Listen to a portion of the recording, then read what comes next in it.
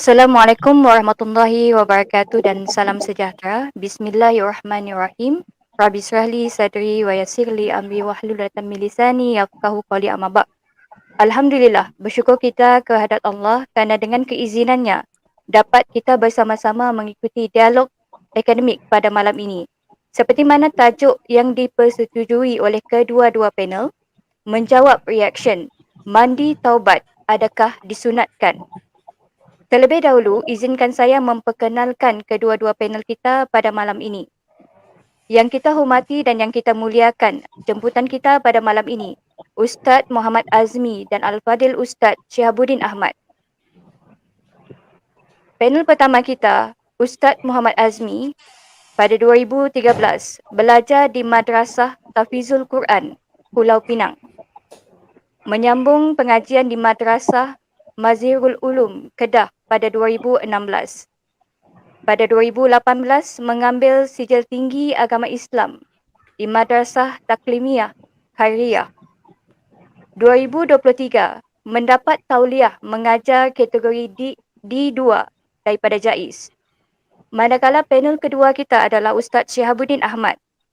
Pada 2003, sijil menengah rendah agama Islam daripada Jabatan Pendidikan Agama Islam Negeri Johor ketika bersekolah di Sekolah Menengah Agama Negeri Johor. 2005, sijil menengah agama daripada Jabatan Pendidikan Agama Islam Negeri Johor. 2008, sijil tinggi agama Malaysia daripada Kementerian Pendidikan Malaysia ketika bersekolah di Mahad At-Tabiyah Al-Islamiyah Perlis. 2009, menamatkan pengajian. 2009, memulakan pembelajaran di Universiti Al-Azhar Mesir. 2013, menamatkan pengajian daripada Universiti Al-Azhar Mesir dalam bidang Sarjana Muda Syariah. 2013 sehingga sekarang, mendapat tauliah mengajar bagi kategori D2 dan D3 daripada Jabatan Agama Islam Negeri Selangor. Baiklah, sebelum saya menyiarkan video reaction bernombor 408, saya ingin menerangkan sedikit sebanyak mengenai format dialog pada malam ini. Tajuk dialog kita pada malam ini adalah menjawab reaction, mandi taubat adakah disunatkan? Panel pertama kita adalah Ustaz Muhammad Azmi, panel kedua adalah Ustaz Syihabuddin Ahmad. Dialog ini terbahagi kepada 3 sesi. Sesi yang pertama, setiap panel diberi masa selama 15 minit untuk pembentangan. Dimulai dengan Ustaz Muhammad Azmi, kemudian 15 minit untuk Ustaz Syihabuddin Ahmad. Sesi yang kedua pula adalah sesi soalan. Dimulakan dengan Ustaz Syihabuddin Ahmad selama 3 minit, manakala sesi jawapan daripada Ustaz Muhammad Azmi selama 10 minit. Kemudian diteruskan dengan sesi soalan daripada Ustaz Muhammad Azmi selama 3 minit dan sesi jawapan daripada Ustaz Syihabuddin Ahmad selama 10 minit. Sesi pembentangan akhir dan penutup pula masing-masing diberi masa selama 15 minit dan ditutup oleh Ustaz Syihabuddin Ahmad selama 15 minit. Untuk tidak melengahkan masa, kita siarkan reaction video daripada Ustaz Syihabuddin Ahmad.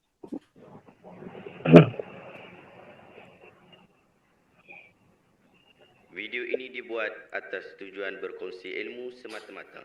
Ia tidak dibuat untuk menghina atau menjatuhkan kredibiliti mana-mana pihak, organisasi atau jabatan.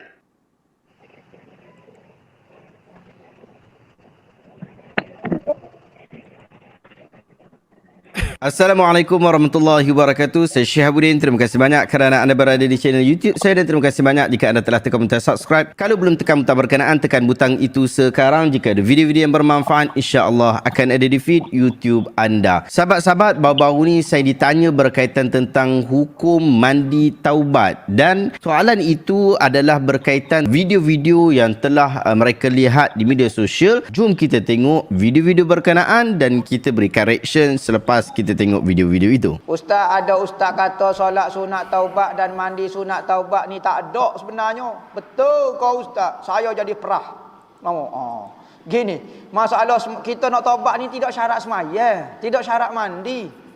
Kita nak taubat dengan Tuhan, tak syarat semaya, tak syarat mandi. Semata-mata kita bertaubat kepada Tuhan, cukup syarat tu beres, tak ada masalah kamu. Lepas tu apa pergi mandi, taubat lah berapa dia semaya, taubat tu nak mengkuatkan lagi. Saya nak membersihkan tubuh saya nak mandi. Dengan harapan, dengan cita-cita semua dosa-dosa saya, hak tubuh saya, hak penuh buat maksiat tu bersih sebagaimana saya mandi ni. Gitu sahaja, bukan syarat untuk taubat pun. Okey, itu video yang pertama. Kita tengok pula video yang kedua. Niatnya doanya, bagaimana niatnya doanya mandi taubat.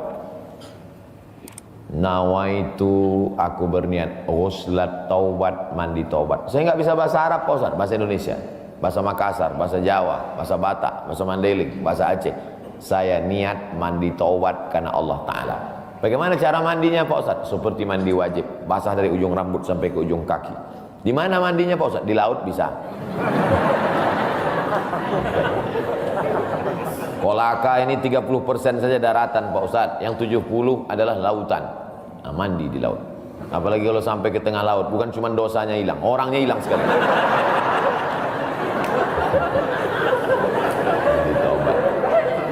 Setelah mandi taubat, solat sunat taubat, usolli sunnatat taubat raka'ataini lillahi ta'ala. Ayatnya bebas.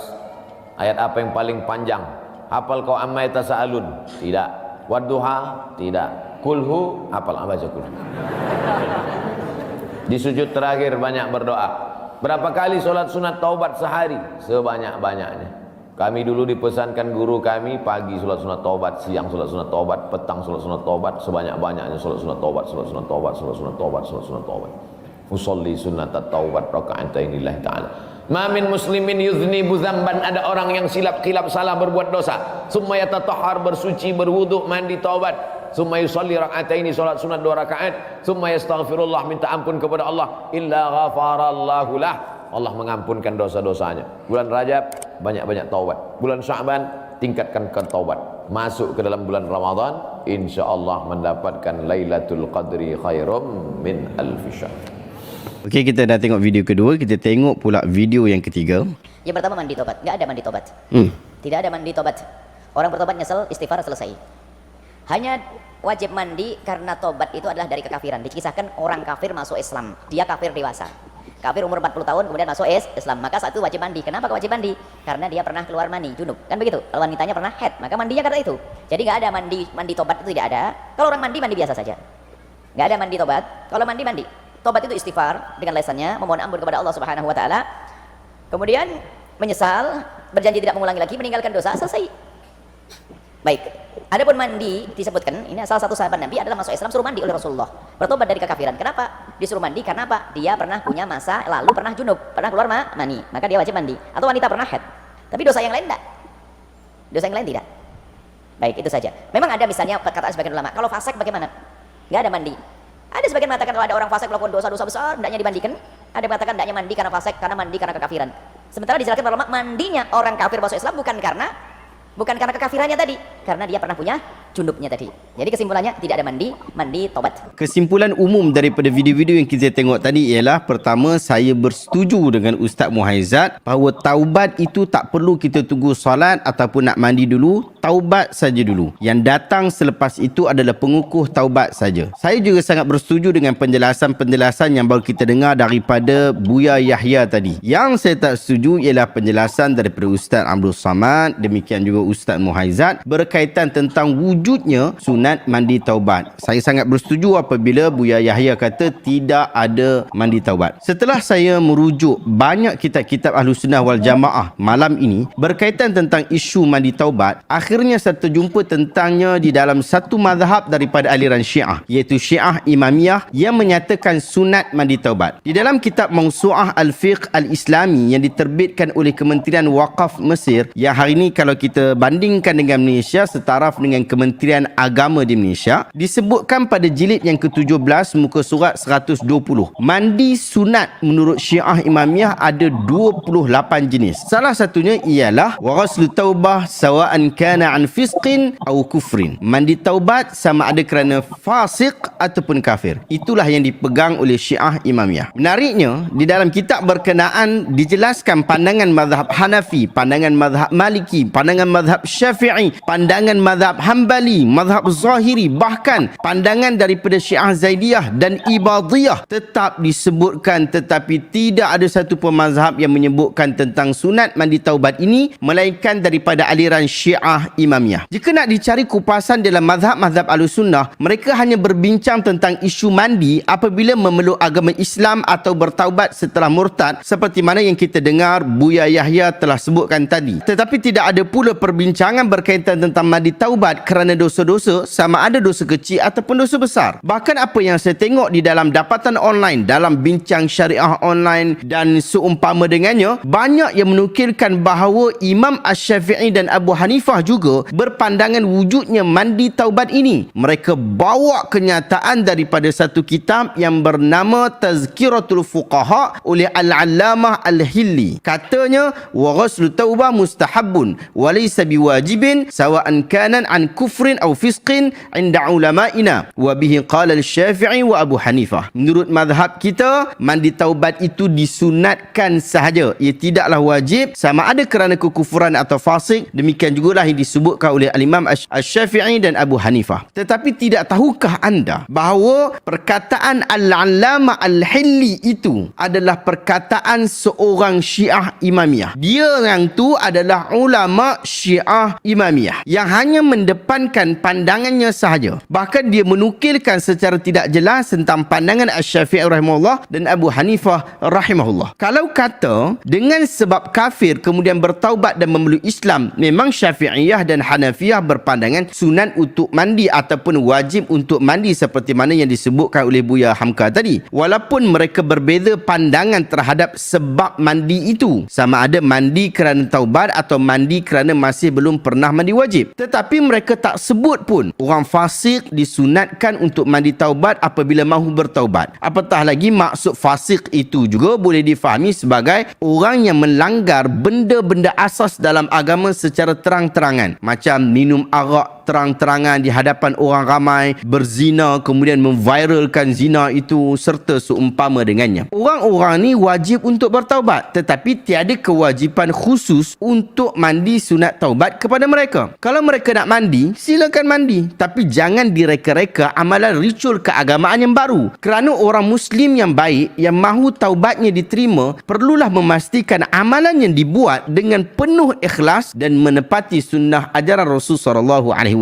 Disebut ikhlasun niyah wa mutaba'atus sunnah. Dia bukan boleh main reka-reka sendiri ikut suka hati. Kewajipan kita adalah mengikuti, bukanlah kita mereka-reka perbuatan yang dianggap baik. Oleh sebab itu jugalah para ulama kita seperti Ibn Kathir rahimahullah merekodkan dalam kitab-kitab mereka. Kata mereka, idlau kana khairan la sabaquna ilaih wa ahlu sunnah yaqtaduna wa la yabtadi'un. Sekiranya sesuatu perkara itu dianggap sebagai baik, nescaya kita pasti akan didahului oleh orang sebelum kita. Ahli sunnah ini mengikut, tidak mereka-reka. Saya nak react juga hadis yang dibaca oleh Ustaz Abdul Samad di dalam video tadi. Hadis itu jugalah yang saya rekodkan di dalam buku saya yang berjudul Meneladani Solat Sunat yang diajarkan oleh Rasul SAW. Dan pada muka surat 208 disebutkan dalam buku saya ini, hadis yang sama dibaca oleh Ustaz Abdul Samad, ma min rajulin yudhnibu dhanban summa yaqumu fayatatahharu summa yusalli summa yastaghfirullah illa ghafarallahu lah. Tidak ada seorang pun yang telah melakukan satu dosa kemudian dia berdiri lalu bertaharah kemudian salat, setelah itu meminta ampun kepada Allah, melainkan Allah pasti akan mengampunkannya. Hadis ini adalah hadis hasan riwayat Imam At-Tirmizi. Hujah Ustaz Abdul Samad yang membawakan hadis ini sebagai dalil mandi taubat sangatlah tidak tepat. Pertama, kerana tidak ada ulama ahli sunnah yang berdalil seperti itu. Hadis ini tidak pernah dibincangkan dalam bab mandi sunat taubat, tetapi dibincang dalam bab salat sunat taubat. Itu yang pertama. Yang kedua, perkataan summa yaqumu fayatatahharu tidak diterjemahkan kepada mandi sunat taubat, tetapi Abu Muhammad Al-Fayumi di dalam Fathul Qaribul Mujib menyatakan al-muradu biqaulihi summa yaqumu fayatatahhar al-wudu asy-syar'i. Maksud summa yaqumu fayatatahhar ialah perbuatan wudu itu sendiri. Anda rujuk jilid yang keempat muka surat 450. Walaupun taharah memang boleh difahami dalam dua bentuk, sama ada mandi wajib ataupun wudu, tetapi semua ulama ahli sunnah faham bahawa hadis itu bukanlah mensyariatkan wudu ataupun mandi taubat. Ia jelas menunjukkan tentang pensyariatan salat sunat taubat. Kalau nak pakai kepala Ustaz Abdul Samad yang mengatakan ia adalah pensyariatan mandi taubat, maka adakah ia juga menunjukkan pensyariatan wudu taubat? Adakah hadis itu mahu memfokuskan mandi taubat sehingga tak payah nak solat, hanya perlu mandi sahaja? Atau kita nak ambil apa yang difahami oleh ulama-ulama kita bahawa ia adalah pensyariatan solat sunat taubat. Mandi itu menjadi wajib jika dia selepas berzina lalu dia nak bertaubat, maka dia kena mandi dulu. Itu mandi wajib kerana bersetubuh, bukan mandi wajib kerana bertaubat. Demikian juga wudu, tak ada wudu taubat. Yang ada ialah wudu yang wajib dilakukan kerana mahu solat sunat taubat. Wallahu ta'ala alam. Sahabat, saya tahu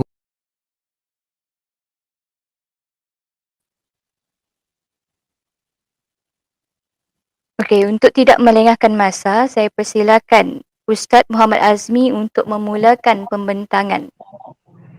Dipersilakan Ustaz. Assalamualaikum warahmatullahi wabarakatuh. Bismillahirrahmanirrahim. Alhamdulillahirabbil alamin wassalatu wassalamu ala asyrafil anbiya wal mursalin wa ala alihi washabbihi ajmain. Baik, terima kasih kepada Ustaz Syihab dan juga puan moderator. Jadi pertama sekali tanpa membuang masa, moderator pun dia dah tunjuk video yang menjadi sebab berlakunya dialog ni. Jadi pertama sekali saya nak sentuh berkenaan, jadi semua dah jelas bahawa Ustaz Syihab seolah-olah dalam video dia kita dah lihat bahawa dia tak setuju bahawa mandi sunat taubat ini adalah disunatkan. Adapun saya dan mungkin ramai di kalangan masyarakat di Malaysia ni yang mengamalkan mandi sunat taubat ni.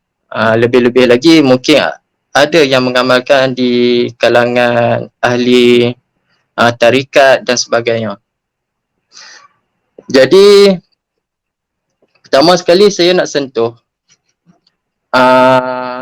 sebab apa saya kata sunat. Sebab apa saya kata disunatkan mandi taubat adalah kerana ulama dalam mazhab Syafi'i sendiri yang mensunatkan. Ada ulama dalam mazhab Syafi'i yang mensunatkan mandi sunat taubat ni.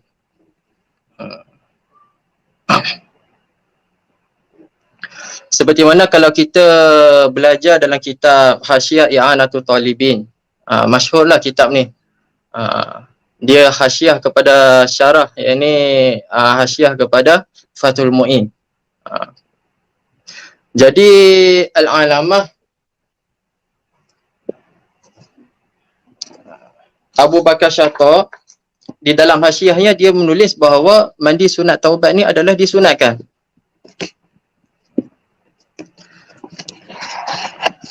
Seperti mana yang kita lihat dalam video Syihab sebentar tadi, Ustaz Syihab, minta maaf Ustaz Syihab dia bagi tahu bahawa dia tak jumpa mazhab yang mensunatkan mandi taubat ni.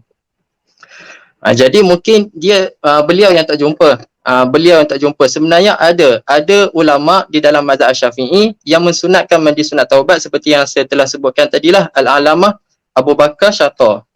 Di dalam hasyiahnya ibaratnya yang berbunyi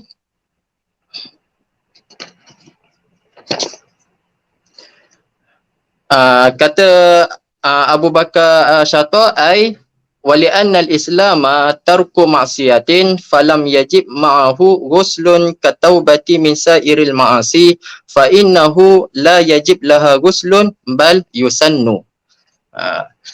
Iaitu wali'anna al-islam, dan kerana sesungguhnya Islam itu tarku maksiatin adalah meninggalkan maksiat, falam yajib ma'ahu ghuslun, maka tidak wajib bersamanya bersama meninggalkan maksiat itu oleh mandi. Ini berkenaan orang kafir masuk Islam, maka kita sepakat orang kafir yang masuk Islam maka tidak wajib dia mandi, kecuali jika waktu kekafiran dia tu dia berjunub, iaitu hal lain. Iaitu dengan sebab dia ada hadas besar. Sekarang ni orang yang kafir masuk Islam, maka asalnya tu tak wajib mandi, disunatkan saja. Seperti apa? Kataubati min sa'iril ma'asi, seperti bertaubat daripada keseluruhan maksiat. Fa innahu, sesungguhnya, fa innahu tu dhamir tu dhamir sya'n. Kena jaga. Fa innahu, dhamir tu dhamir sya'n. Fa innahu, sesungguhnya, la yajibu laha, tidak wajib kerananya, laha tu kembali pada at-taubah min sa'iril ma'asi, tidak wajib kerana bertaubat daripada sekalian maksiat itu ghuslun, oleh mandi. Tak wajib kerana bertaubat daripada sekalian maksiat itu oleh mandi. Bal yusannu, bahkan disunatkan sahaja. Maksudnya bal yusannu laha ghuslun, bahkan disunatkan kerana bertaubat daripada sekalian maksiat itu oleh mandi. Disunatkan sahaja. Ketika mana kita bertaubat daripada maksiat, maka disunatkan kita mandi. Inilah yang dinamakan sebagai mandi taubat. Mandi taubat ni maksudnya mandi kerana bertaubat. Itu maksudnya. Jadi jelaslah, jelas. Seperti mana dakwaan Ustaz Syihab yang mengatakan dia tidak jumpa mazhab Syafi'i yang mensunatkan mandi taubat tu, dakwaan itu adalah tertolak. Sebab ada dalam kitab Hasyiat I'anatul Talibin, ulama mazhab Syafi'i yang masyhur, Al-Alamah Abu Bakar Syata memberitahu bahawa mandi taubat ini adalah disunatkan. Dan seorang lagi ulama yang masyhur, ulama yang mu'tabar, dia pernah menjadi mufti di Mesir, iaitu Imam Asy-Syarqawi. Imam Asy-Syarqawi di dalam kitabnya Hasyiat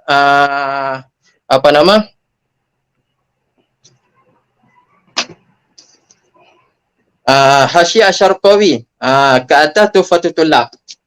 Kata Imam Asy-Syarqawi dalam hasyiahnya,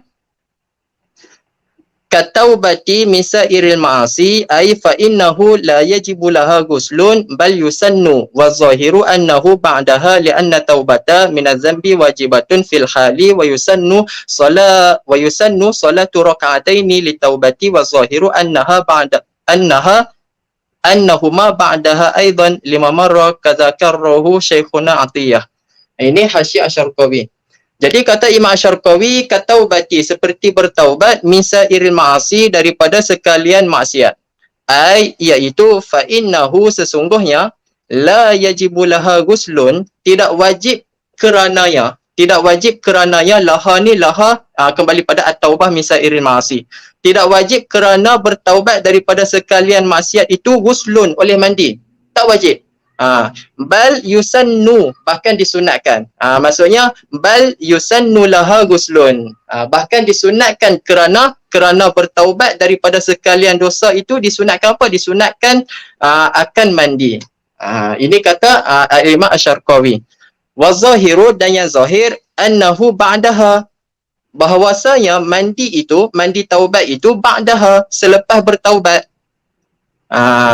Yang zahir, bila kita nak mandi, kalau kata disunatkan mandi sunat taubat, maka mandi itu bila nak buat, yang zahirnya bahawa annahu ba'daha, mandi itu adalah selepas bertaubat. Kerana apa? Li'anna taubata, kerana taubat itu li'anna taubatan minaz-zambi, kerana bertaubat daripada dosa itu wajibatun fil hali, adalah wajib segera. Sebab itulah kerana bertaubat daripada dosa tu wajib kena melakukan taubat itu segera. Sebab itulah mandi tu dilakukan selepas bertaubat. Kita bertaubat dulu, istighfar dulu, dah bertaubat barulah disunatkan kita mandi. Wa yusannu solatu raka'ataini litaubah, dan disunatkan sembahyang 2 rakaat kerana bertaubat. Wa zahiru, yakni solat 2 rakaat ni kita panggil solat taubat lah. Disunatkan juga. Disunatkan solat 2 rakaat kerana bertaubat. Wa zahiru, dan zahir, annahuma ba'daha, bahawasanya solat 2 rakaat ini ba'daha selepas bertaubat. Aidan juga, 5 marrah kazakarruhu Syekhuna Atiyah, bagi apa yang telah lalu, seperti inilah yang telah mengulang-ulangkan akannya oleh guru kami Atiyah. Jadi jelas, seperti mana kata oleh Imam Syarqawi pun jelas bahawa mandi taubat ini adalah disunatkan. Dan bila nak buat mandi taubat ni, dibuat selepas kita bertaubat. Kita semua sepakat. Bertaubat ni, syarat taubat ni 2 saja. Yang wajibnya yang pertama istighfar, menyesali perbuatan dosa yang dilakukan dengan kita beristighfar. Itu syarat yang pertama. Syarat yang kedua adalah kita berazam untuk kita tidak melakukan dosa tersebut. Itu 2 syarat ni saja. Rukun taubat. Adapun mandi sunat saja. Mandi taubat sunat saja. Jadi saya ulang, dakwaan Ustaz Syihab yang mengatakan dia tidak jumpa di dalam mazhab Syafi'i yang mensunatkan mandi taubat ini, dakwaan itu adalah tertolak. Sebab saya telah datangkan ulama dalam mazhab Syafi'i yang masyhur yang mensunatkan mandi sunat taubat ni. Baik. Kemudian dakwaan Ustaz Syihab, dia mengatakan bahawa dia jumpa amalan mandi sunat taubat ini di dalam kitab Syiah. Ustaz Syihab dia jumpa amalan mandi sunat taubat ini di dalam kitab Syiah. Itu seolah-olah memberi gambaran bahawa bila jumpa dalam kitab Syiah, maka tak boleh amal. Mandi sunat ni ada dalam kitab Syiah. Jadi mandi taubat ini dilarang. Sebab apa dilarang? Sebab ada dalam kitab Syiah. Saya nak bagi tahu, semata-mata amalan itu ada dalam kitab Syiah, itu tidak menunjukkan bahawa amalan itu terlarang. Kitab Syiah ni dia bukan menjadi satu perkara ini bukan jadi satu kayu ukur bahawa setiap sesuatu amalan itu terlarang disebabkan semata-mata ada dalam kitab Syiah. Bukan macam tu. Itu bukan disiplin ilmu. Itu bukan disiplin ilmu. Semata-mata ada dalam kitab Syiah maka amalan tu terlarang. Amalan tu haram dibuat. Itu bukan disiplin usul fiqh. Kita nak mengharamkan sesuatu amalan, kita kembali pada disiplin. Kita lihat kepada usul fiqh, iaitu sesuatu amalan itu diharamkan berdasarkan dalil. Apa itu dalil? Dalil seperti mana yang disepakati, yang diijma' ulama ijma' ada 4. 4 ni dalil yang disepakati ulama. Al-Quran, hadis, ijma' dan qiyas. Kita berdasarkan 4 ni saja. Kita nak mengharamkan sesuatu amalan berdasarkan kepada dalil yang diijma' ulama yang 4 ni. Ada yang mukhtalafih tu itu ulama tak sepakat. Macam mazhab Syafi'i, dia mungkin dia sepakat sebahagian seperti istishab, seperti ada beberapa lagi yang mazhab Syafi'i seperti qaulus sahabi, istishab dan selainnya lah. Yang ni kita cerita dalil yang disepakati ulama 4 saja, iaitu Al-Quran, hadis, ijma', qiyas. Jadi kita nak menghukum suatu perkara tu dilarang, kita rujuk pada 4 dalil ni. Bukan kita rujuk pada kitab Syiah. Amalan tu ada dalam kitab Syiah, maka amalan tu automatik tertolak. Bukan macam tu. Itu bukan disiplin ilmu. Yang tu bukan disiplin ilmu. Baik.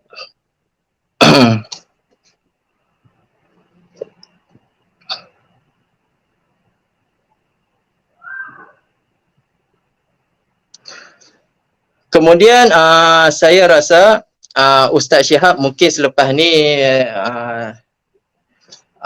ketika mana dia nak buat reaction, mungkin dia perlu melihat lebih lebih mendalam, lebih menyeluruh kitab-kitab mazhab Syafi'i.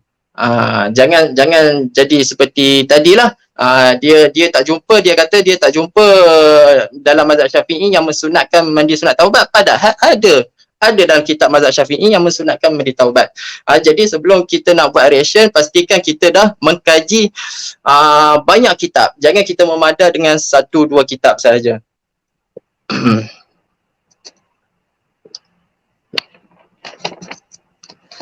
Sekejap, saya ambil masa sedikit.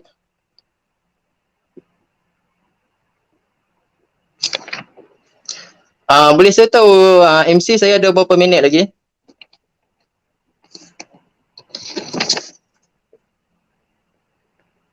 Minta maaf, boleh saya tahu saya ada berapa minit lagi masa? Ada 1 minit 46 saat. Sekejap.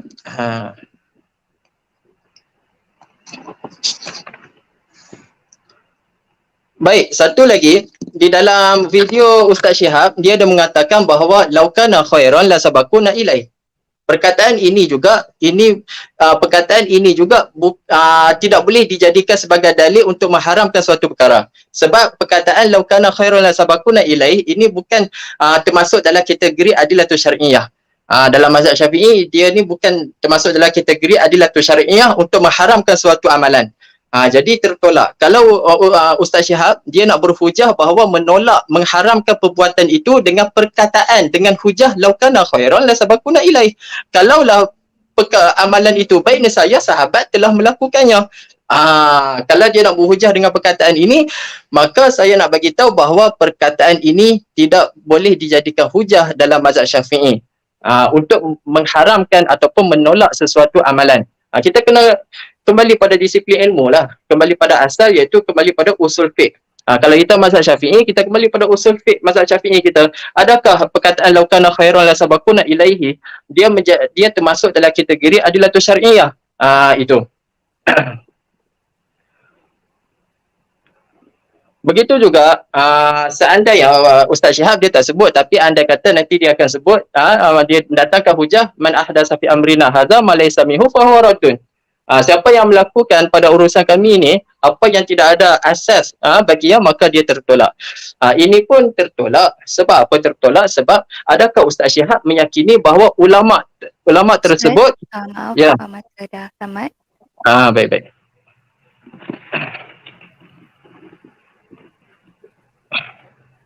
Okay, Ustaz ada nak tambah tadi tu, Ustaz. Ustaz nak habiskan kenyataan dia tu. Boleh. Ustaz habiskan kenyataan boleh, Ustaz? Fadhal. Baik. Tentang hadis man ahdatsa fi amrina hadza ma laysa minhu fa raddun. Kalau Ustaz Syihab dia nak menolak amalan mandi sunat taubat berdasarkan hadis ini, maka adakah Ustaz Syihab meyakini bahawa ulama yang mengeluarkan hukum sunat mandi taubat ini mereka tidak merujuk kepada dalil syar'iyyah? Ini mustahil. Sebab ulama, disiplin ilmu, ulama ketika mana mereka nak mengeluarkan hukum, mereka mesti kena merujuk kepada adillatus syar'iyyah. Ini dalil kepada mustahil. Dalil kepada orang alim yang nak mengeluarkan hukum, mereka akan rujuk pada dalil syar'iyyah. Cumanya ketika mana mereka mengeluarkan hukum harus, wajib, makruh, haram ni, mereka tidak menyebutkan dalil ataupun illah hukum. Mereka tidak menyebutkan dalil kepada orang awam. Sebab apa? Sebab tidak menjadikan syarat pun untuk mereka menyebutkan dalil. Tidak diwajibkan pun untuk mereka menyebutkan dalil tersebut kepada orang awam. Cukup mereka mengatakan hukum saja. Begitu juga orang awam yang bertaklid kepada ulama, mereka tidak diwajibkan untuk mengetahui dalil. Itulah namanya taklid. Mereka tidak diwajibkan mengetahui dalil. Baik, sampai seterusnya. Terima kasih. Terima kasih Ustaz Azmi. Kita persilakan Ustaz Syihabuddin Ahmad untuk pembentangan yang pertama.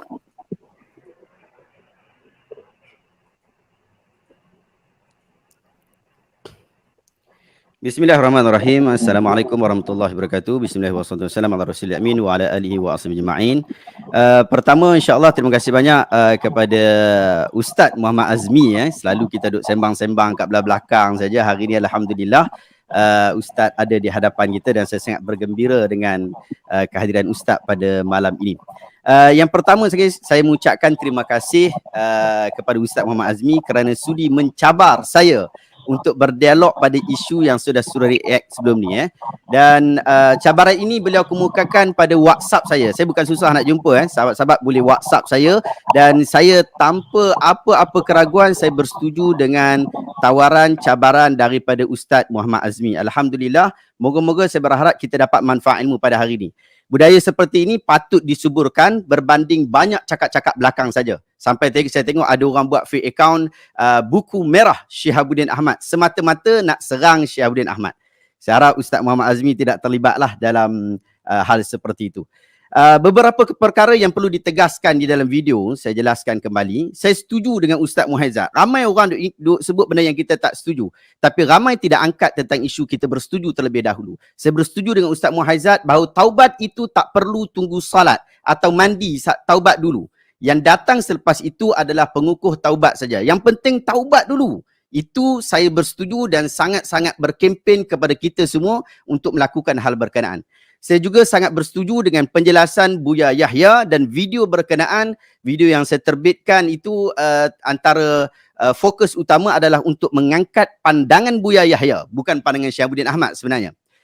Yang saya tak setuju ialah penjelasan Ustaz Abdul Samad dan Ustaz Muhazzab berkaitan tentang sunat mandi taubat yang akhirnya berlakulah dialog kita pada malam ni. Pendapat yang saya pilih, kalau tengok video tak faham, ini pendapat saya bagi ringkas bagi hangpa dengar elok-elok. Yang pertama, tiada mandi taubat. Yang ada hanyalah mandi apabila masuk Islam sahaja. Ini pertama, ini gagasan idea yang saya sebutkan. Yang kedua ialah sunat dan galakkan mandi taubat ini adalah amalan dalam Syiah, confirm dan jelas. Dalam Syiah memang confirm dan jelas berkaitan tentang mandi taubat. Tak pening-pening kalau dalam Syiah. Kemudian pandangan ahli sunnah yang menyatakan adanya mandi taubat itu adalah pandangan yang sangat lemah dan terpencil. Oleh sebab itu, kita tak cut apa yang disebutkan oleh Buya Yahya di dalam video yang kita dah tengok tadi. Buya Yahya pun ada sebut berkaitan tentang pandangan orang terhadap mandi taubat tetapi dia tetap bangkang. Perbahasan kita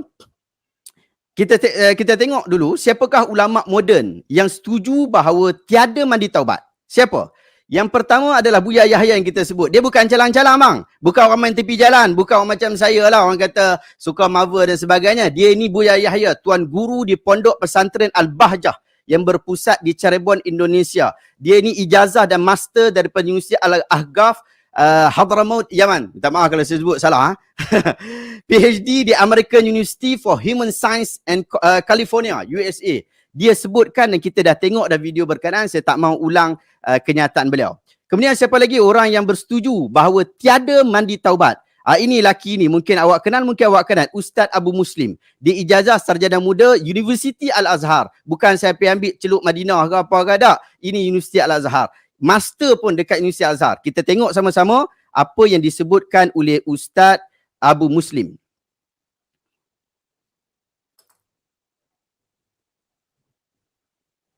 Dia ditanya, adakah ada dalam Islam mandi taubat? Adakah di syariat? Waalaikumsalam warahmatullahi wabarakatuh. Mandi taubat yang ada, tapi mandi taubat orang kafir yang akan masuk Islam ini yang ada. Tapi mandi taubat, contohnya ambo hijrah kini, kemudian ambo akan mandi, saya tidak tahu dalilnya. Karena sekian banyak orang yang bertaubat juga di zaman Nabi karena kesalahan, maka tidak dinukil bahwasanya beliau mandi. Contohnya seperti Ma'iz ibnu Ka'ab al-Aslami yang datang kepada Nabi, "Ya Rasulullah, saya ada berzina." Nabi berpaling. Diturut Nabi kemari, "Saya ada berzina, Nabi." Nabi balik lagi. Diturut lagi sampai 4 kali. Lalu kata Nabi, "Coba cium baunya, bau mulutnya. Ada tak mungkin dia minum khamar, mabuk, melakukannya sambil mabuk?" Coba tanya kepada orang-orang, dia ni waras tahu tak? Boleh jadi dia melakukannya dalam keadaan tak waras. Ditanya, dia coba dicium bau, tak ada satu pun, berarti dia waras, ia juga, kemudian mabuk tidak. Lalu Nabi bilang, kamu ni, disuruh oleh sahabat untuk mengambilnya, digali lubang, dimasukkan ke dalam dan dilempari sampai mati. Dan beliau pun berlarinya, di riwayat Imam Ahmad, berlari beliau tapi sahabat dikejarnya. Kecik Nabi, kok dikajar, biarkan selahnya berlari kecik Nabi. Nah, beliau datang untuk taubat tapi tidak suruh. Kamu kalau mau taubat, mandi ya? Tak ada. Seorang wanita datang pada Nabi juga. Kasusnya sama, yang tadi laki-laki, yang kini padusi. Dan Nabi tidak suruh untuk mandi taubat. Adapun mandi taubat yang dilakukan, kadang dilakukan pertengahan malam, jam 12 malam.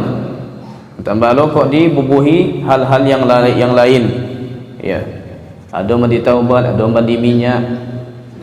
Okey. Itu kenyataan daripada Ustaz Abu Muslim. Kemudian kita tengok, dia ni bukan orang biasa juga, seorang tokoh juga. Bahkan ada ulama moden yang lain yang mungkin sahabat-sahabat kenal, yang mungkin datang jumpa dekat kita hari ni, Syekh Al-Allamah Al-Imam Ali Jumaah, antara seorang tokoh daripada tarekat Sufiyah yang saya sangat gemar. Banyak buku-buku beliau saya beli dan saya mengkaji kenyataan beliau. Dan ada kenyataan beliau dalam bahasa Arab, kalau anda nak boleh cari dekat dalam YouTube pun banyak. Saya pun ada kat sini, tapi saya bimbang sebab tak faham bahasa Arab dia, tapi saya boleh letakkan dekat feed di bawah, tak ada masalah. Secara umumnya dia kata, seseorang telah bertanya dia, orang itu minum arak, adakah perlu untuk mandi dengan tujuan bertaubat? Jawapan dia, arak ialah najis, maka wajib bersihkannya. Jika baru, maka berkumullah dengan tujuan membersihkannya dan tiada sebarang mandi atau seumpama dengannya. Itu kenyataan daripada Syekh Ali Jumaah. Dan siapakah lagi yang bersetuju bahawa adanya mandi taubat? Kita rujuk satu buku yang cukup menarik untuk sahabat-sahabat kita tengok. Saya tunjukkan dekat sini, sahabat-sahabat.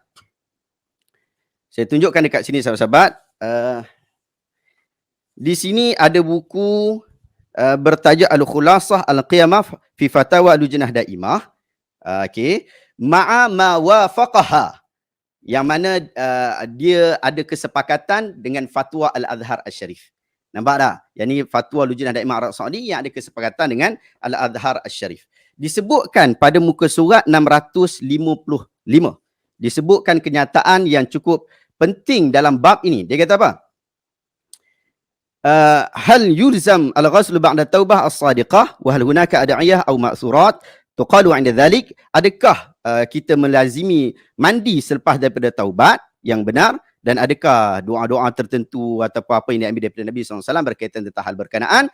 Maka dijawab di situ, la yulzimul ghuslu ba'da taubah as-sadiqah minal ma'asi li'anna al-asla 'adama mashru'iyati dhalik wa la na'lam dalilan yukhalifu hadzal asli illa idza kanat taubatu min kufrin fa innahu yashra'u liman aslama an yaghtasila lianna an-nabiy sallallahu alaihi wasallam amru bidzalika Qais bin Asim lima aslam, rawahu Imam Ahmad wa Abu Dawud At-Tirmidzi wa Nasa'i wa sahhahu Ibn Sukna. Maksud dia, tidak ada kelaziman untuk mandi selepas daripada taubat terhadap perkara-perkara maksiat.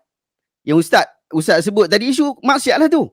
Kerana al-asla, kerana asal bagi perkara ibadah ini, mandi ini adalah tidak disyariatkan. Wala na'lam, dan kami tak tahu. Bukan saya seorang tak tahu, Ustaz. Bukan sekadar Buya Yahya pun saja. Dan bukan tadi Ustaz Abu Muslim saja. Bahkan kat sini pun dia kata wala na'lam dalilan. Dalil, Ustaz. Orang sebut bab dalil. Dalil dekat sini. Bukan isu dia ada pandangan ulama. Tetapi ini isu dalil. Wala na'lam dalilan yukhalifu hadzal asal. Tidak kami temui mana-mana dalil yang menyelisihi terhadap asal ini. Illa idza kanat taubah min kufrin. Kecuali kalau taubat kerana satu kekufuran. Kalau yang tu memanglah disyariatkan kepada orang yang masuk Islam untuk dia mandi. Kerana Nabi SAW pun menyuruh Qais bin Asim apabila dia masuk Islam. Diriwayatkan Imam Ahmad, Abu Dawud, Tirmidzi, Nasa'i dan disahihkan Ibn Sukna. Yang tu kita tahu, bukan kita tak tahu, bukan kita bodoh sangat berkaitan tentang isu tu. Nampak? Kes seterusnya, Ustaz. Kita pergi kemudian penerangan seterusnya. Jadi secara ideanya, tiada mandi taubat apabila kita mahu bertaubat.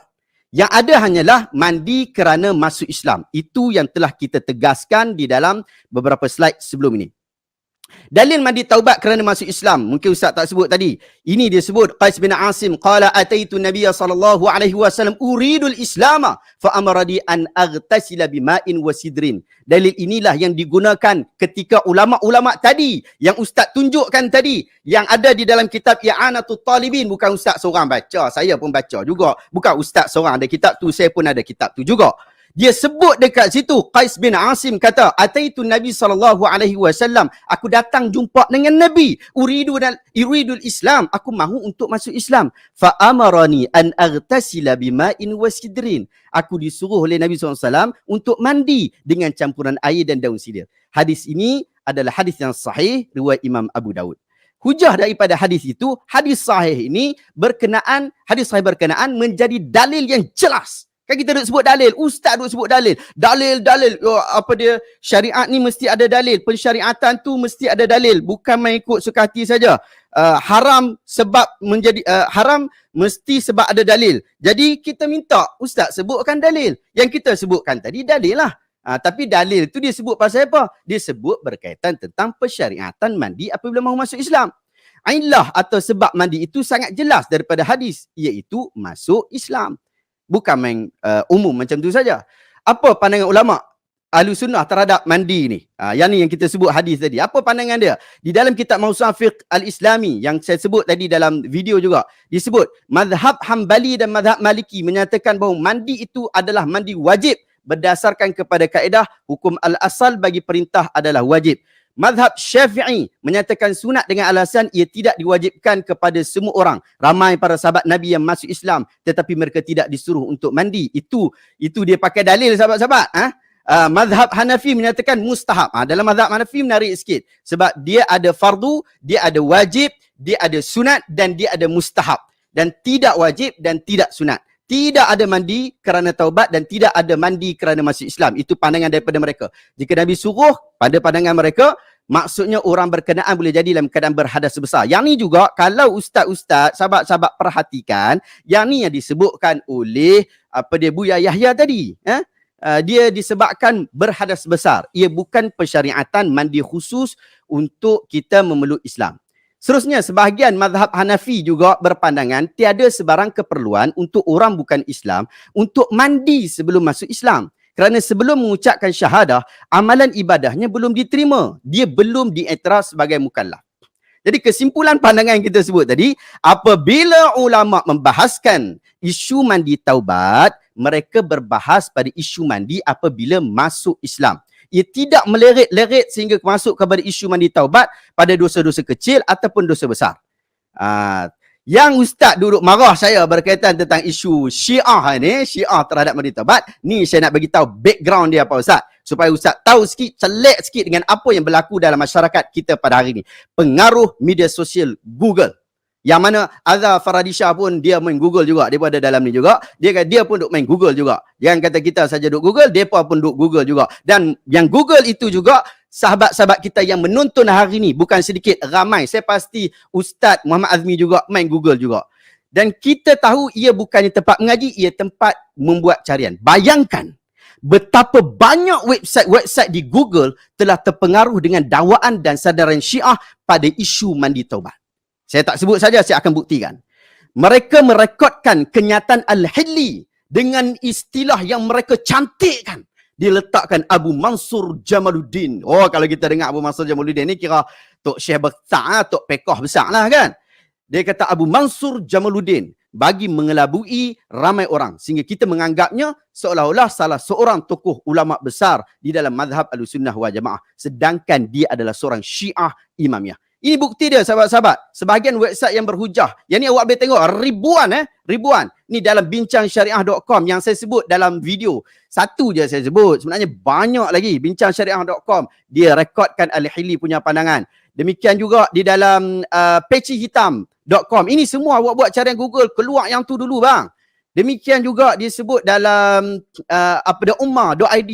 Banyak lagi dapatan-dapatan di dalam online ni yang menyebutkan tentang hal berkenaan. Sebab tu saya tegaskan, ini adalah perkara yang penting dan ini adalah perkara yang berbahaya. Website-website yang kita tunjukkan tadi adalah website ahli sunnah yang terpengaruh dengan dapatan Syiah.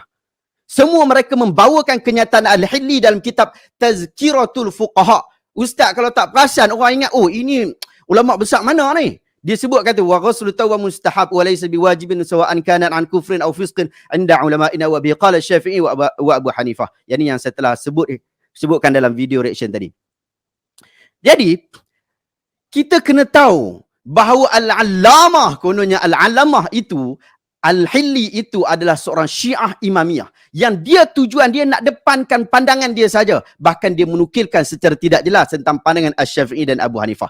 Saya mohon dan saya cabar, jika Ustaz Muhammad Azmi bersetuju dengan pandangan Al-Hilli ini, sila kemukakan pendapat Imam Syafi'i dan Abu Hanifah berkaitan hal ini. Sebab dia sebut saya sebut Syafi'i, dia tak sebut Ustaz, Syafi'iyah. Dia sebut tentang Abu Hanifah, dia tidak menyebutkan tentang Hanafiyah. Jadi ini benda yang penting, dan sedikit masa lagi pandangan terpencil yang Ustaz sebutkan sebentar tadi.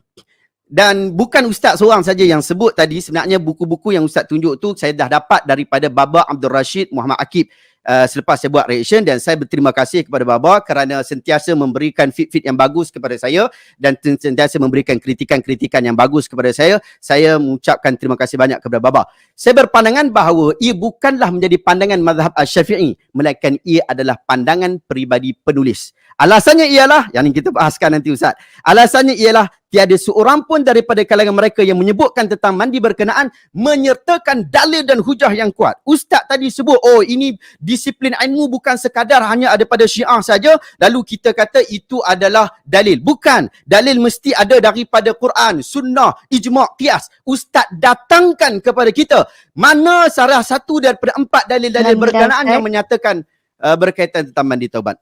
Wallahu ta'ala a'lam bishawab. Terima kasih Ustaz. Tamat untuk 15 minit yang pertama. Kita teruskan dengan sesi soalan. Mana Ustaz ni? Okey, soalan sekejap soalan 3 minit untuk saya.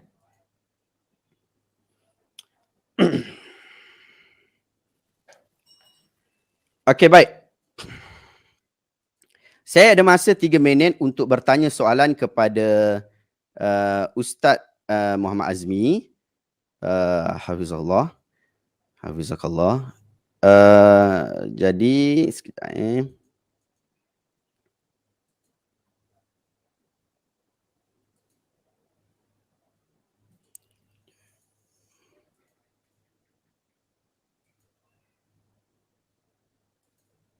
Okey, jap. Saya nak masuk slide terlepas ni, jap. Okey, share screen. Okey, baik. Lupa pula share screen. Okey.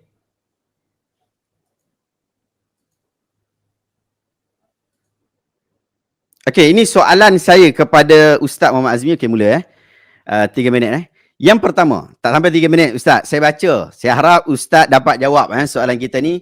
Yang pertama, adakah Ustaz berpandangan mandi taubat ini disunatkan secara mutlak atau kerana illah khusus? Itu soalan saya yang pertama. Soalan saya yang kedua, apakah dalil? Ustaz sebut dalil tadi, saya kutip daripada Ustaz. Saya bukan nak main saja, Ustaz punya tadi. Jadi apakah dalil yang sarih, yang jelas, yang menyatakan galakkan untuk mandi taubat? Apakah dalilnya? Ustaz sebut, bukan saya sebut. Ustaz yang sebut. Saya minta daripada Ustaz. Sebab saya nak beramal ni. Jika ia sunat dengan qiyas, saya terus tanya, mungkinlah, saya tak tahulah Ustaz nak ambil pada apa. Mungkin qiyas, kalaulah qiyas, kalau tak Ustaz abaikan soalan ni. Jika ia sunat dengan qiyas, mohon Ustaz sebutkan apakah yang al-aslu dekat situ, al-far'u dekat situ, hukumul aslu dekat situ dan illah. Ustaz tahu yang ni. Saya tahu Ustaz tahu yang ni. Rukun bagi qiyas. Kemudian, jika ia sunat kerana qiyas juga, kalau bukan, Ustaz abaikan. Sila Ustaz sebutkan, adakah ia telah menepati 4 syarat qiyas pada isu illah? Mohon Ustaz sebut satu persatu. Kita minta Ustaz sebutkan benda ni. Moga-moga kita dapat ambil manfaat sama-sama. Kalau ia adalah qiyas. Kalau bukan qiyas, mungkin daripada Quran Ustaz boleh ikut, mungkin daripada hadis Ustaz boleh ikut, mungkin daripada ijma' Ustaz boleh ikut, Ustaz boleh abaikan apa yang saya sebut tadi. Kemudian, soalan saya kelima, saya ada 3 minit. Siapakah ulama' yang membahaskan tentang pendalilan?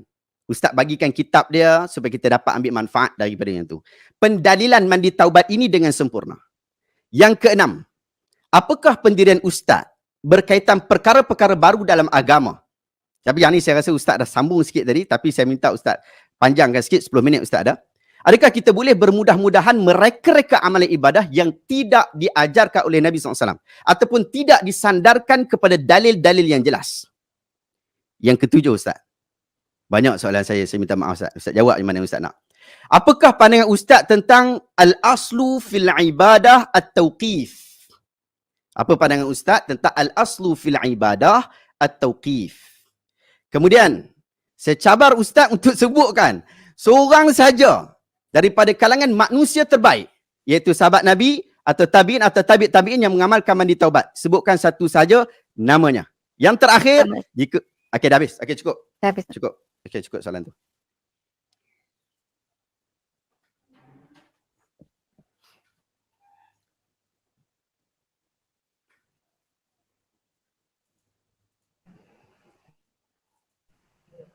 Boleh mula ke moderator?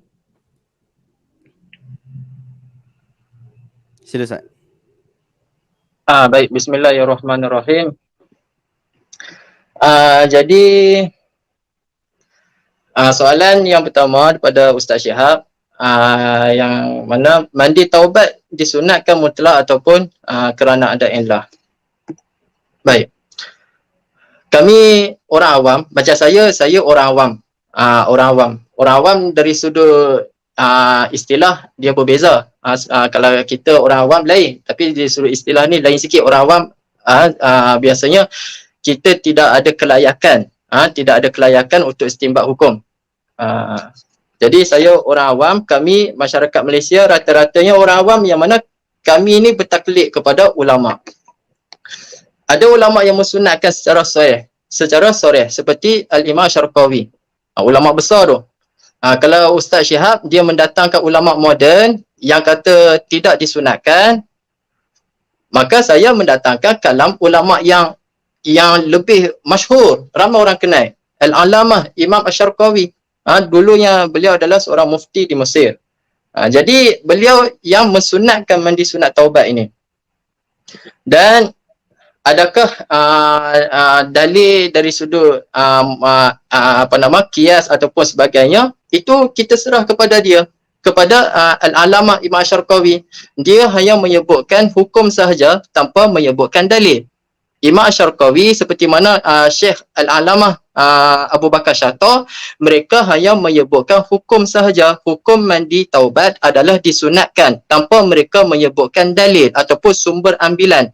Dan ini tidak ada kepelikan kerana seorang mufti, seorang yang mengeluarkan hukum, seorang alim, dia tidak disyaratkan pun untuk dia menyebutkan illah hukum, tak disyaratkan pun untuk mereka menyebutkan dalil ketika mana mereka mengeluarkan hukum. Jadi benda ni benda yang biasa. Selalu kita dalam kitab-kitab fiqh, ulama mazhab Syafi'i, dalam mazhab Syafi'i mereka menyebutkan hukum tanpa menyebutkan dalil.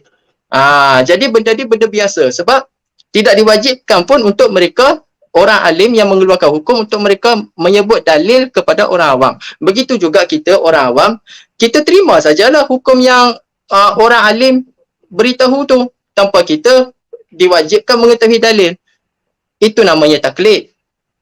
Itu namanya taklid. Taklid ni adalah kita menerima perkataan qaul al-alim, menerima perkataan alim min ghairi ma'rifati dalil, tanpa mengetahui dalil. Itu makna taklid. Kita muqallid. Jadi kita terima sahaja. Dan berkenaan dengan man ahdatsa fi amrina ma laysa minhu fa radun, yang tu pun saya telah jelaskan tadi bahawa tidak boleh menjadikan hadis ini bahawa nak mengharamkan mandi sunat taubat. Kerana apa? Kerana adakah Ustaz Syihab yakin bahawa ulama-ulama yang keluarkan hukum ni mereka tidak merujuk dalil? Adakah Ustaz Syihab nak kata Imam Syarqawi mengeluarkan hukum tanpa dia melihat kepada dalil? Adakah dia nak kata macam tu? Mustahil seorang ulama mengeluarkan hukum tanpa dia merujuk kepada dalil. Mesti dia merujuk kepada dalil. Cuma ya dalil tu dia tak cerita kepada kita. Kena faham tu. Tidak diwajibkan mereka untuk menceritakan dalil kepada kita pun. Cukup mereka memberitahu hukum, itu dah cukup. Dan kita orang awam, cukup kita mengambil hukum tanpa tahu dalil pun cukup. Tak perlu kita nak tahu dalil. Itu kena faham. Dan al-aslu fil ibadah at-tawakkuf. Asal pada ibadah adalah tawakuf. Yang ni pun jawapan yang sama. Jawapan yang sama. Ulama mandi sunat disunatkan taubat ni dikira ibadah lah, dan mereka mensunatkan mandi taubat ni mesti mereka merujuk pada dalil. Jadi tak ada isu al-aslu fil ibadah at-tawakkuf, ini tak ada isu. Sebab saya dah jawab dah tadi. Lagi satu mungkin itu Ustaz Syihab, tak apa, nanti pada soalan saya nanti. Kemudian untuk Ustaz Syihab, dia nak melarangkan sesuatu perkara tadi. Untuk melarang sesuatu perkara tadi, Ustaz Syihab mestilah mendatangkan dalil yang soreh, dalil yang qat'i. Qat'i subuh ataupun qat'i dilalah yang mengharamkan mandi sunat taubat. Kena sebutkan dalil. Nak larang mandi sunat taubat, datangkan dalil pengharaman, dalil yang qat'i. Sebab dalil qat'i ni kita tidak akan berbeza pendapat. Melainkan dalil yang zanni masih ada jalan ijtihad lagi. Dalil yang zanni masih ada majalul ijtihad, masih ada jalan untuk ulama berbeza pendapat. Jadi mungkin pada soalan saya nanti saya akan minta lah Ustaz Syihab untuk membawa datang satu pun jadilah dalil yang qat'i. Qat'i subut tu maklumlah ni qat'i dilalah. Datangkan nas ni Al-Quran ataupun hadis yang memberi makna dia tu, dilalah qat'i, yang mana ulama tidak lagi berbeza pendapat. Nas Al-Quran hadis yang qat'i menjelaskan bahawa mandi sunat taubat adalah dilarang ataupun diharamkan mandi sunat taubat. Datangkan satu dalil. Dalam dalil itu kena sebutlah ghuslut taubah muharramun. Contoh. Yang tu dalil yang jelas. Sebab apa? Sebab nak melarang sesuatu perkara, mestilah perkara itu haram di sisi ijma' ulama. Ataupun perkara itu haram pada i'tiqad orang yang beramal. Ataupun Ustaz Syihab boleh datangkan ijma' ulama yang mengharamkan mandi sunat taubat. Kerana kita nak melarangkan sesuatu, mestilah perkara itu diharamkan di sisi ijma' ulama ataupun perkara itu haram pada i'tiqad orang yang beramal. Seperti mazhab Syafi'i. Dalam mazhab dia ni benda tu haram. Jadi kita boleh larang dia. Sebab apa? Sebab dalam mazhab dia tu haram. Sebab dia bermazhab Syafi'i. Adapun kami ni mazhab Syafi'i dan kami ikut ulama. Ulama dalam mazhab Syafi'i mensunatkan perkara tu. Jadi tak ada jadi masalah. Tak perlu untuk melarang kami untuk beramal sebab kami mengikut bertaklid kepada ulama dan sudah cukup syarat-syarat taklid. Iaitu kami bertaklid pada ulama. Adakah perlu tahu dalil? Tak perlu tahu dalil. Orang awam, dia tak perlu tahu dalil. Cukup dia mengambil hukum yang dikeluarkan oleh ulama tersebut. Itu sajalah jawapan saya. Saya kembali balik pada moderator. Ustaz masih ada 2 minit lebih. Tak nak sambung? Tak. Kalau tidak, kita teruskan dengan soalan daripada Ustaz. Kita bagi masa Ustaz Muhammad Azmi, kita bagi masa dalam 3 minit bermula daripada sekarang. Baik. Baik, bismillahirrahmanirrahim. Soalan yang pertama saya kepada Ustaz Syihab. Sekiranya Ustaz Syihab dia berpendapat bahawa dia nak melarang masyarakat daripada mandi sunat taubat, yang mana dia berpendapat bahawa mandi sunat taubat ini adalah dilarang ataupun diharamkan, maka saya minta Ustaz Syihab untuk datangkan nas Al-Quran atau hadis yang qat'i. Yang qat'i ya, bukan yang zanni. Yang qat'i yang jelas dalam nas itu menyebutkan bahawa mandi taubat ini diharamkan. Itu. Yang kedua, ataupun datangkan ijma' ulama. Ijma' ulama yang mana ulama ijma' bahawa mandi sunat taubat ni diharamkan. Yang kedua, tentang perkataan lau kana khairan la sabaquna ilaih. Kalau Ustaz Syihab dia nak berhujah dengan perkataan lau kana khairan la sabaquna ilaih untuk mengharamkan sesuatu amalan, maka Ustaz Syihab kena datangkan sumber daripada kitab usulul fiqh mazhab Syafi'i yang memasukkan perkataan lau kana khairan la sabaquna ilaihi termasuk dalam kategori adillatus syar'iyyah. Itu saja. Wallahu a'lam. Baik Ustaz, kita persilakan Ustaz Syahabuddin mengambil masa untuk menjawab soalan selama 10 minit.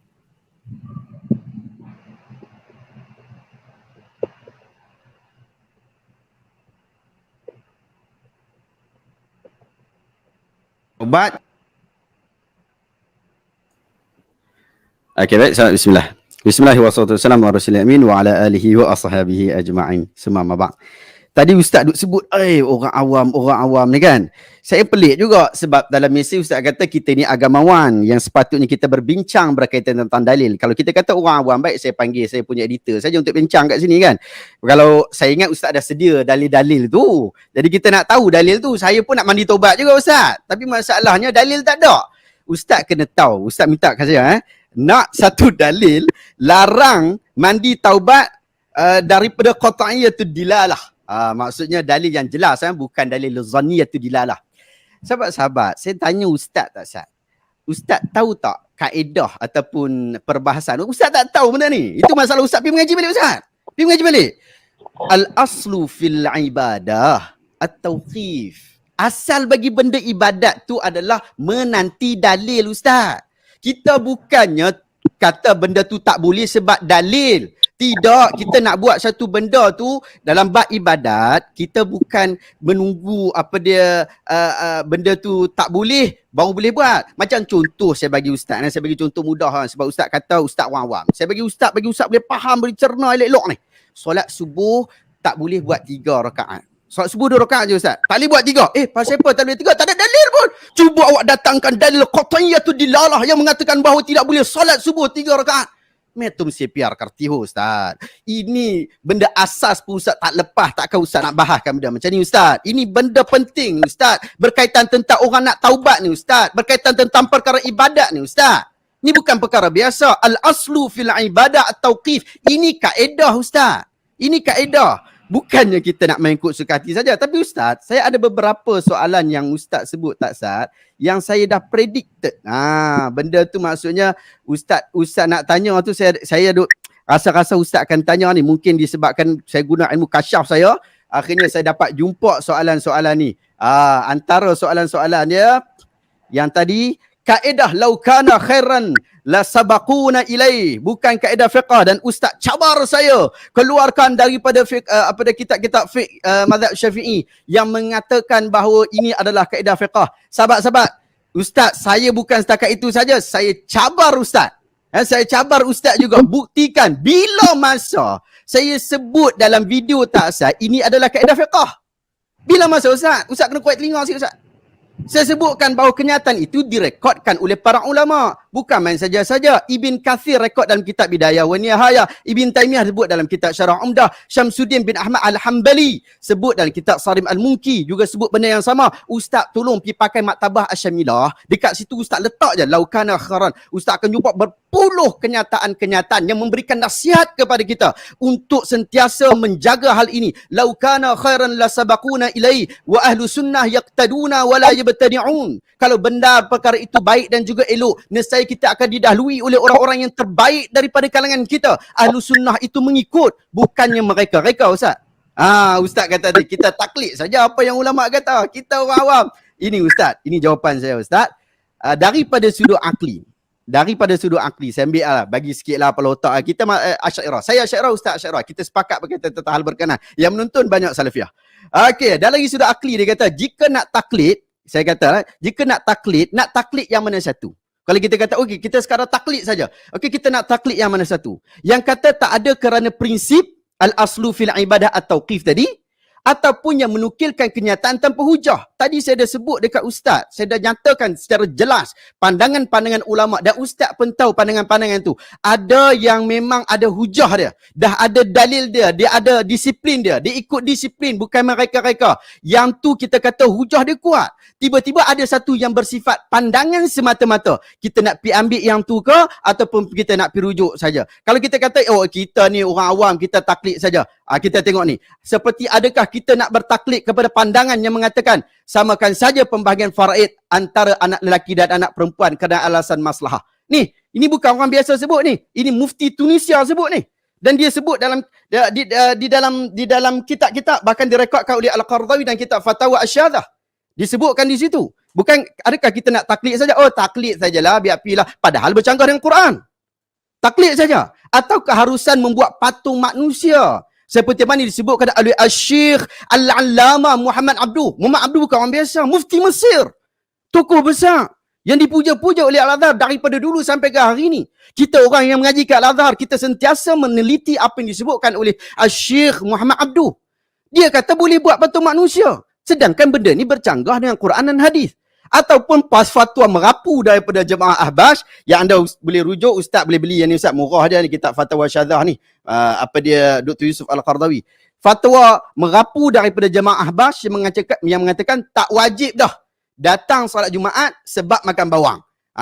Jadi bila kita makan bawang tak wajib datang solat Jumaat. Ini semua adalah fatwa-fatwa para ulama besar.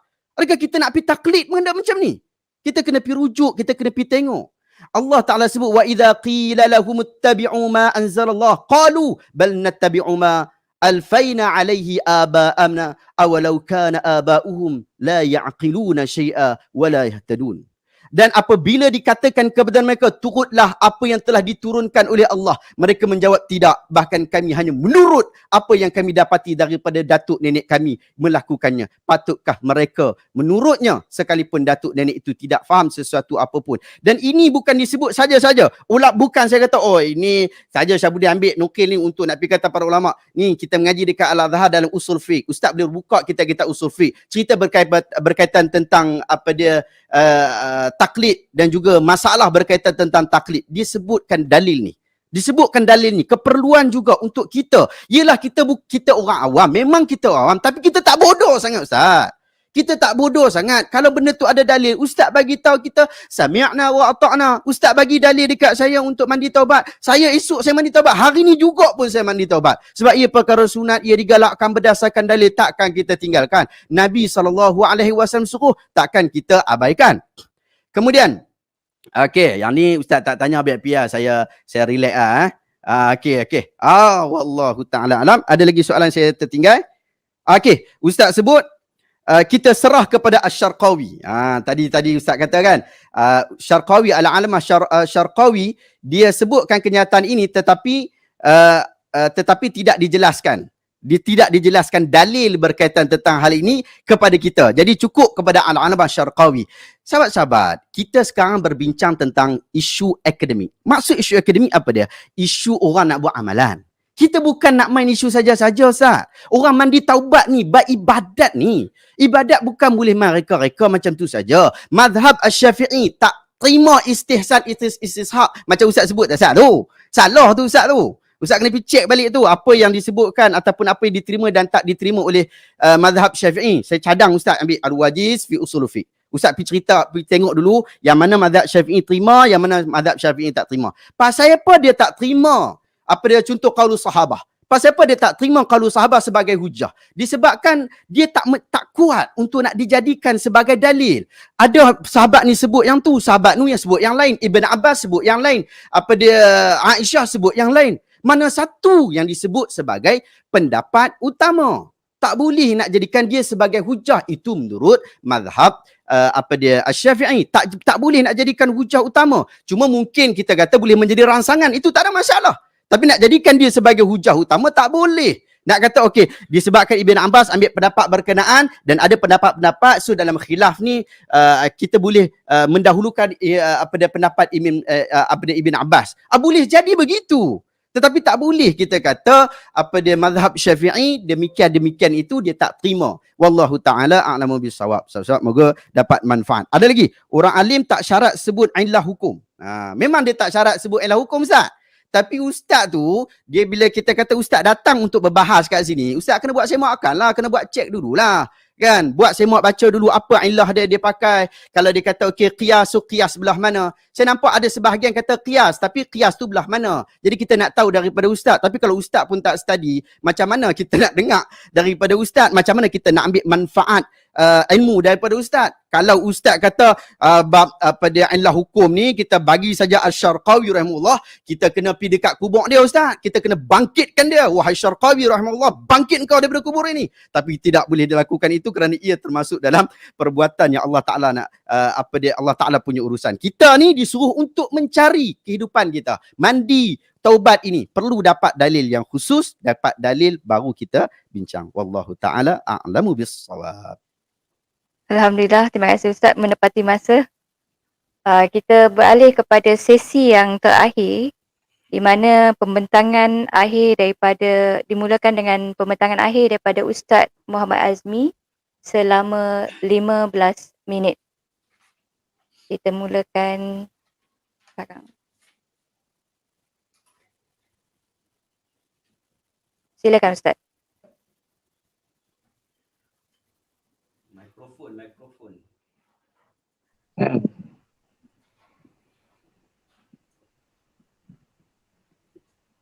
Baik, saya nak sentuh dulu berkenaan dengan perkataan Ustaz Syahab yang mengatakan saya tersilap mengatakan bahawa qaulus sahabi ini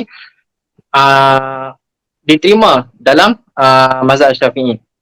Sebenarnya qaulus sahabi ni saya dah bagi tahu tadi, dia termasuk dalam dalil yang mukhtalaf fi. Ulama berbeza pendapat. Ada di kalangan mazhab Syafi'i, ada di kalangan ulama mazhab Syafi'i yang mana menerima dengan syarat. Seperti mungkin Ustaz Syihab boleh lihat pada kitab Al-Khulasah fi Usul Fiqh. Saya baca ibarat Siapa penulis dia Ustaz? Siapa penulis dia? Al-Khulasah fi Usul Fiqh. Siapa penulis dia Ustaz? Atas itu. Syekh Muhammad Al-Bakri Ad-Dimyati sah. Al-Bakri Ad-Dimyati sah. Syekh Muhammad Hito, masyhur dengan panggilan Dr. Muhammad Hasan Hito. Masyhur dengan okey orang yang mutaakhirin lah. Baik. Katanya dalam kitabnya wa amma idza kana qauluhu, yani qaulu sahabah fi ma fihi majalun lil ijtihadi faqad ittafaqa al ulama'u ala anna qawlahu hadha laysa hujjatan ala ghairi min as-sahabah al mujtahidin li ijma' as-sahabah ala mukhalafah ba'dihim ba'dha. Dia ada syarat dia. Fa in lam yakun lahu majalun fil ijtihad fa innahu yakunu hujjatan ala ghairihi li anna na'lamu annahu lam yaqulhu illa an tawaqquf.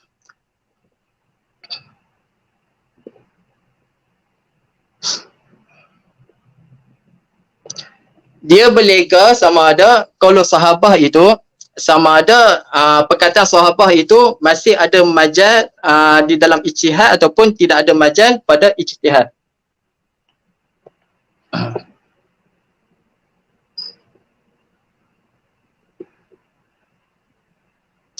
Cumanya pendapat yang sahih wa sahih allazi alaihi asy-Syafi'i wa ashabuhu wa jumhur al-usuliyyin annahu laysa bihujjatin ala ghairihi minal mujtahidin. Jadi yang ni termasuk qaulus sahabi, al-istishab dan sebagainya ni termasuk dalam mukhtalaf fi. Ulama berbeza pendapat tentang menjadikan dia sebagai sumber dalil. Sebab tu saya sentuh 4 dalil tu saja, iaitu ijma', qiyas, Al-Quran dan hadis. Baik. Kemudian berkenaan dengan perkataan Ustaz Syihab yang mengatakan dia menukilkan dalam kitab hal yulzamu ghuslu taubah. Hal yulzamu perlu diketahui, masyhur bila kata yulzamu, lazima yalzamu dalam kitab fiqh bermakna wajib. Hal yulzamu ghuslu taubah, adakah diwajibkan mandi taubah? Sebab itulah la na'lam, kami tidak mengetahui dalil yang mewajibkan mandi taubah. Saya pun setuju. Dalam kitab I'anatul Talibin pun tidak mengatakan mandi taubah ni wajib, tak kata wajib, cuma ya ulama kata sunat saja. Baik.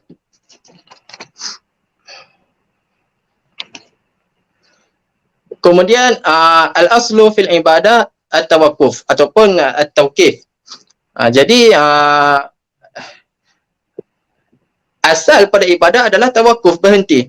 Jadi masalahnya ulama mereka mengeluarkan hukum, dah tentu mereka rujuk kepada dalil. Kita serah kepada mereka. Sebab dalil itu bukan bidang kita. Ulama mengeluarkan hukum tanpa menyebut dalil, kita sebagai orang awam terima sajalah hukum tu. Itu namanya taklid. Selagi mana hukum tersebut tidak bercanggah dengan nas qat'i. Sebab tu saya minta Ustaz Syihab datangkan nas qat'i yang melarang mandi sunat taubat. Kalau ada nas qat'i, maka tidak ada ikhtilaf pada masalah ni. Nas qat'i ni tidak boleh, tidak ada majal ijtihad pada nas qat'i. Tapi Ustaz Syihab gagal untuk mendatangkan nas qat'i yang mengharamkan mandi sunat taubat. Selagi mana tidak ada nas qat'i yang mengharamkan mandi sunat taubat, dan ketika itu ada ulama yang mensunatkan, maka kita boleh taklid pada ulama tu. Sebab apa? Sebab hukum yang dikeluarkan ulama itu tidak bercanggah dengan nas qat'i. Lainlah kalau ulama tu dia mengeluarkan pendapat tak haram solat Jumaat. Yang tu tak boleh kita taklid. Sebab apa? Pendapat dia tu bercanggah dengan nas qat'i. Kena faham tu. Sekarang ni kita cerita mandi sunat taubat ni tidak ada nas qat'i yang melarang. Jadi bila tak ada larangan, maka ada ulama yang ijtihad, ulama mengeluarkan hukum bahawa mandi sunat taubat ni sunat. Maka kita terima. Kita sebagai orang awam, kita terima tanpa mengetahui dalil. Itu prinsip orang awam. Itu prinsip taklid. Dan taklid ni termasuk dalam disiplin akademik ilmu juga. Sebab tu saya bentangkan pasal taklid ni juga.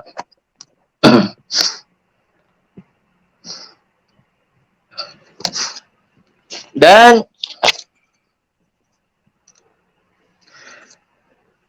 lagi satu, Ustaz Syihab, jika dia nak ambil pandangan ulama yang kata tidak sunat mandi sunat taubat, maka tafadhal, kami tak ada masalah. Cumanya Ustaz Syihab jangan nak melarang kami yang mengamalkan mandi sunat taubat. Jangan melarang. Sebab apa? Pada mula tadi saya dah cakap, larangan itu hanya berhak sekiranya amalan itu adalah dihukum haram di sisi ijma' ulama, ataupun amalan itu haram pada i'tiqad orang yang beramal. Kalau tapi sebaliknya, mandi sunat taubat ini ada ijma' ulama yang mengharamkan tak? Tak ada.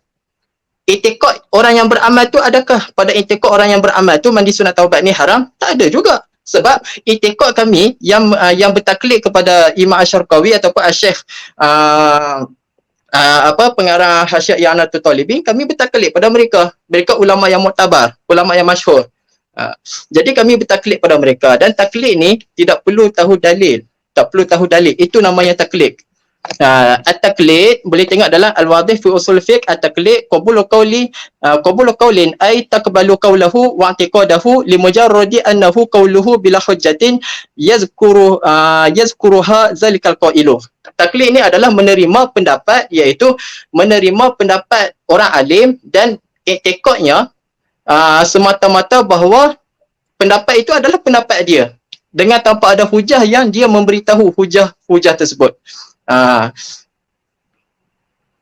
Wa minhum, ay di kalangan ulama, ay min ulama usul, man qala, ada ulama yang berkata at-taqlidu qabulu qawli qail wa anta la tadri min aina qalahu, ay la yadri al-mustafti min aina jaa al-mufti bihadzal qawli likawnihi lam yazkur ayya dalilin ala qawlihi. Al-Wadih fi Usul Fiqh. Di kalangan ulama mengatakan bahawa at-taklid itu adalah qabul qauli qail, menerima pendapat ulama qail, ulama yang mengeluarkan hukum, wa anta la tadri, sedangkan engkau tidak mengetahui min aina qalahu, daripada mana dia mengambil hukum tersebut, daripada dalil mana dia mengeluarkan hukum tersebut. Ai la yadri al-mustafti, iaitu tidak mengetahui oleh mustafti, orang yang meminta hukum, min aina ja al-mufti bihadzal qaul, daripada mana ulama yang mengeluarkan hukum itu dia mengambil sumber, daripada mana. Likaunihi lam yazkur ayya dalilin, kerana orang yang mengeluarkan hukum itu tidak menyebut apa-apa dalil pun ala qaulihi atas hukum yang dikeluarkannya. Al-Wadih fi Usul Fiqh. Inilah taklid, inilah disiplin taklid, iaitu orang yang mengeluarkan hukum tidak diwajibkan dia untuk menyebut dalil kepada mustafti, dan mustafti tidak diwajibkan untuk dia mengetahui dalil daripada mufti. Jadi tak ada masalah. Disiplin taklid dah terpenuhi, jadi kita bertaklid kepada ulama tersebut. Adapun kalau Ustaz Syihab tak setuju, maka belapan dada sajalah. Belapan dada. Jangan mengharamkan perbuatan yang ijma' ulama tidak haramkan, dan yang tidak ada nas qat'i yang mengharamkan. Jangan mengharamkan begitu. Ada ulama yang mensunatkan, kami orang awam, kami masyarakat, kami ikut ulama. Kami bukan ikut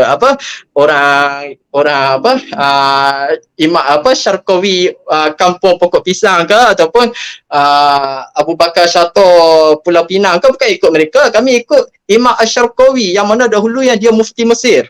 orang yang muktabar, ulama muktabar yang masyhur. Kami bertaklid pada mereka. Jadi tak sepatutnya Ustaz Syihab untuk mengatakan amalan mandi sunat taubat ini kalau dia tak terima kata sunat, dipersilakan. Cuma ya jangan melarang kami yang beramal. Sebab kami ada dalil kami. Dalil orang awam adalah qaul ulama. Kena ingat, dalil orang awam adalah qaul ulama. Dalam kitab Al-Muwafaqat fi Usul Syariah mengatakan fatwa al-mujtahidin binisbati ilal awam kal adillati syar'iyyati binisbati ilal mujtahidin. Fatwa-fatwa ulama mujtahid dengan nisbah pada orang awam seperti dalil-dalil syariah dengan nisbah pada mujtahid. Maknanya dalil orang awam, tanya orang awam, mana dalil? Dalil orang awam perkataan ulama lah. Yang tu dalil orang awam. Pendapat yang dikeluarkan, hukum yang dikeluarkan ulama tu dalil orang awam. Adapun dalil orang yang mengeluarkan hukum, dalil dia adalah dalil syariah. Kena beza tu. Jangan kita minta orang, kita jadikan dalil orang awam pun mesti kena ambil pada Quran dan hadis. Yang tu silap. Orang awam nak faham Al-Quran hadis pun tak faham, susah nak faham, macam mana nak istinbat hukum daripada Al-Quran dan hadis. Maka fasabata anna qaulal mujtahid dalilul ammi. Maka telah sabitlah bahawa qaul mujtahid, pendapat mujtahid itu adalah dalilul ammi, adalah dalil orang awam. Al-Muwafaqat fi Usul Syariah. Boleh saya tahu saya ada berapa minit lagi? Ustaz masih ada 3 minit 51 second.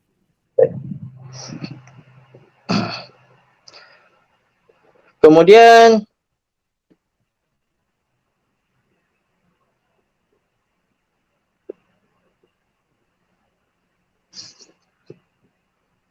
lagi satu, Ustaz Syihab dia seolah tidak setuju bahawa kita ambil semata-mata pandangan ulama tanpa mengetahui dalil. Itu pun saya dah jelaskan tadi. Kita ni orang awam. Kena ingat orang awam di sisi istilah ni berbeza. Orang awam ni adalah orang yang tidak mampu, tidak layak, tidak ada kelayakan ijtihad, tu orang awam. Saya jujur saya tidak ada kelayakan ijtihad. Jadi saya bertaklid pada ulama yang ada kelayakan ijtihad. Itu. Jadi tak ada alasan, tidak boleh dijadikan hujah bahawa orang awam mesti kena tahu dalil. Tak ada. Orang awam mesti kena tahu dalil, tak ada. Orang awam tak perlu tahu dalil. Orang awam tak perlu tahu dalil pun. Yang perlu tahu dalil adalah mujtahid.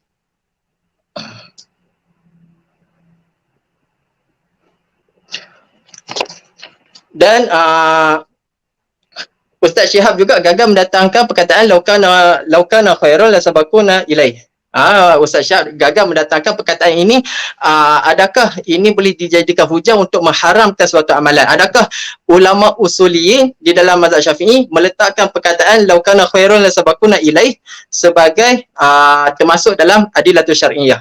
Ini pun Ustaz Syihab gagal mendatangkan.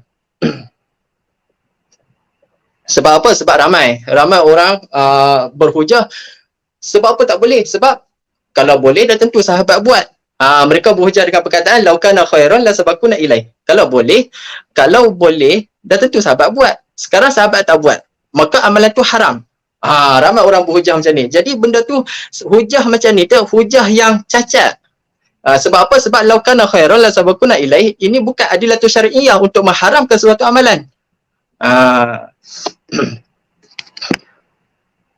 Lagi satu, mungkin Ustaz Syihab boleh datangkan kaedah al-aslu fil ibadah atau wakuf ni daripada ulama usul mana? Ulama usul mazhab Syafi'i ke mazhab lain ni? Al-aslu fil ibadah atau wakuf. Mungkin boleh datangkanlah daripada mazhab mana ni? Lagi satu, tak mencederakan pun hujah yang saya datangkan tadi. Al-aslu fil ibadah atau wakuf. Tak melazimi bahawa ulama yang mengeluarkan hukum itu menunjukkan bahawa ulama itu tidak berdasarkan dalil. Tidak lazim malzum macam tu. Sebab apa? Sebab ulama yang mengeluarkan hukum sudah pasti dia melihat kepada dalil syariah sebelum dia mengeluarkan hukum. Sebab ni disiplin ilmu. Imam Asy-Syarqawi ni seorang yang alamah, bukan alim, alamah. Begitu kan Imam Abu Bakar Syatar, al-alamah. Mereka lebih tahu disiplin untuk mengeluarkan hukum berbanding kita. Jadi bila mana mereka mengeluarkan satu hukum, sudah pasti mereka melihat kepada dalil. Cuma ya dalil itu mereka tidak menyebutkan kepada orang awam. Sebab apa? Sebab tak kewajipan pun untuk seorang ulama yang mengeluarkan hukum untuk memberitahu elah hukum kepada orang awam. Itu tak menjadi kewajipan. Itu. Baik, akhir sekali saya mohon supaya kalau Ustaz Syihab tak setuju, berlapang dada lah. Janganlah nak mengharamkan kami yang beramal mandi sunat taubat ni, jangan mengharamkan. Selagi tidak ada nas qat'i, selagi tidak ada ijma' ulama' yang mengharamkan, jangan kita mengharamkan. Kita terima dengan berlapang dada. Jangan kita mengajak umat untuk bersangka buruk terhadap ulama'. Oh, ulama' ni dia tak lihat dalil lah ni. Tidak, ulama' Ustaz, Bagi Ustaz habiskan. Sebab ulama' dia mengeluarkan hukum mesti dia melihat pada dalil. Kita jangan mengajak masyarakat, mengajak umat untuk bersangka buruk kepada ulama'. Kita cuba mengajak masyarakat, mengajak umat. Kita memandaikan umat, bukan kita mengajak umat untuk bersikap bersangka buruk terhadap ulama'. Sekiranya ulama' dia tidak menyebutkan elah hukum ketika mana dia mengeluarkan hukum.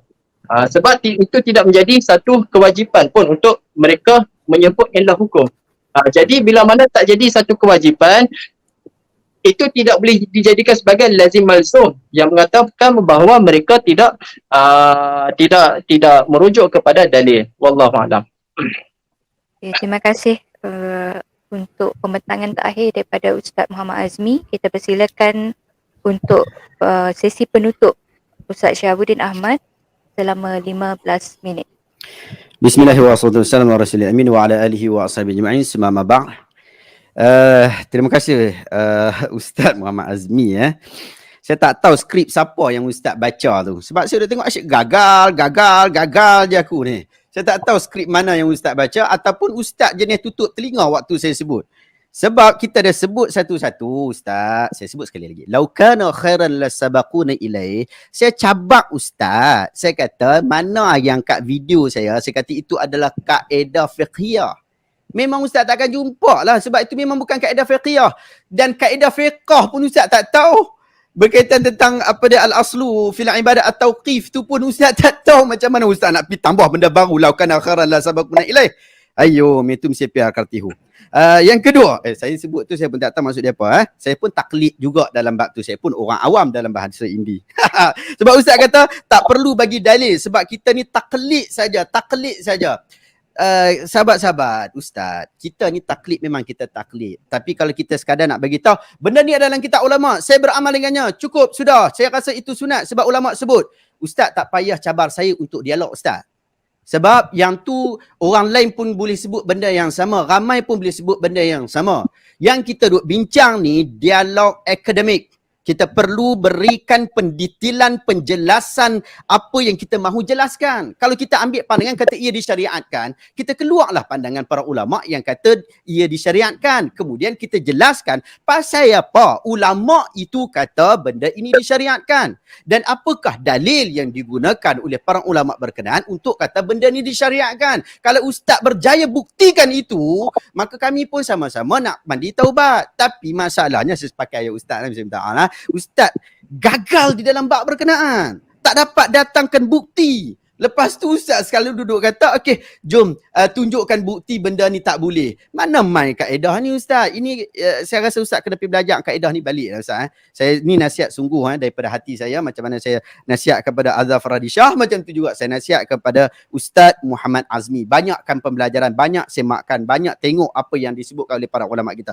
Ustaz angkat tadi berkaitan tentang isu ini adalah perkara khilaf. Kenapa tak berlapang dada sahaja berkaitan tentang perkara khilaf ni. Saya ada slide untuk Ustaz, jangan risau. Saya ada persediaan untuk nak jawab soalan ini. Moga-moga Allah Ta'ala bagi manfaat kepada kita bersama-sama Ustaz. Ini adalah perkara khilaf, kenapa tak mahu berlapang dada? Ustaz, ini adalah khilaf pada perkara yang sangat terpencil dalam pandangan ahli sunnah. Tetapi masyhur pula dalam pandangan Syiah Imamiyah yang kita sebut tadi. Pandangan ahli sunnah dalam bab ini ialah tiada mandi taubat melainkan dibahaskan mandi apabila masuk Islam. Kalau Ustaz nak pakai kata, okey tak adalah ada ulama sebut disebabkan kami taklid saja, ikut Ustaz. Tapi jangan cabar orang untuk dialog macam ni Ustaz. Malu Ustaz. Kemudian adakah Ustaz nak kata, Buya Yahya, Ustaz Abu Muslim tadi, Syekh Ali Jum'ah tadi, Lujnah Daimah dan Al-Azhar tidak berlapang dada dalam isu ni. Bila mereka mengatakan bahawa tidak ada mandi taubat.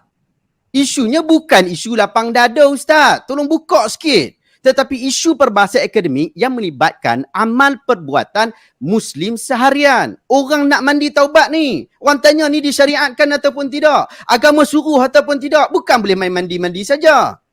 Kita kena tengok benda tu. Kalau kita kata ada mandi taubat, orang akan buat, Ustaz. Tapi kalau pandangan yang kita pilih itu sembrono, macam yang telah Ustaz buktikan dalam dialog pada hari ini, apa kita nak jawab di hadapan Allah, Ustaz? Kalau ilmuwan kita, agamawan kita macam Ustaz Muhammad Azmi ni, macam mana kita nak berhadapan di hadapan Allah? Aku taklid saja, aku taklid saja. Kita berbicara dengan isu ilmuwan, agamawan. Bukan kita sembang dengan orang awam. Kalau orang awam, kita banyak berlepas diri, Ustaz. Kita banyak, bahkan di dalam kitab Al-Kabair wa Tabyinul Maharim oleh Az-Zahabi rahimahullah. Saya dah terjemahkan kitab tu, Ustaz. Ustaz boleh dapatkan dekat kedai-kedai. Pesta buku tengah ada sekarang ni. Pergi pesta buku. Esok saya ada kat pesta buku. Nak sembang banyak, boleh sembang esok insyaAllah. Apa dia, kita ketemukan di situ. Orang awam, kalau dia pergi jumpa Tok Bomo, walaupun ada larangan jelas berkaitan tentang hal tu, tapi dia tak tahu. Kita bagi banyak alasan untuk orang awam. Itu orang awam. Ini perbincangan akademik. Perlu dibahaskan. Bagaimana kalau kita memandu mereka kepada jalan yang salah? Ulama kita tak ajar macam tu. Ulama kita tak ajar untuk sekadar kita menukilkan pendapat sahaja. Untuk academician, macam Ustaz. Academician, Ustaz ada stamp sijil tinggi agama Malaysia.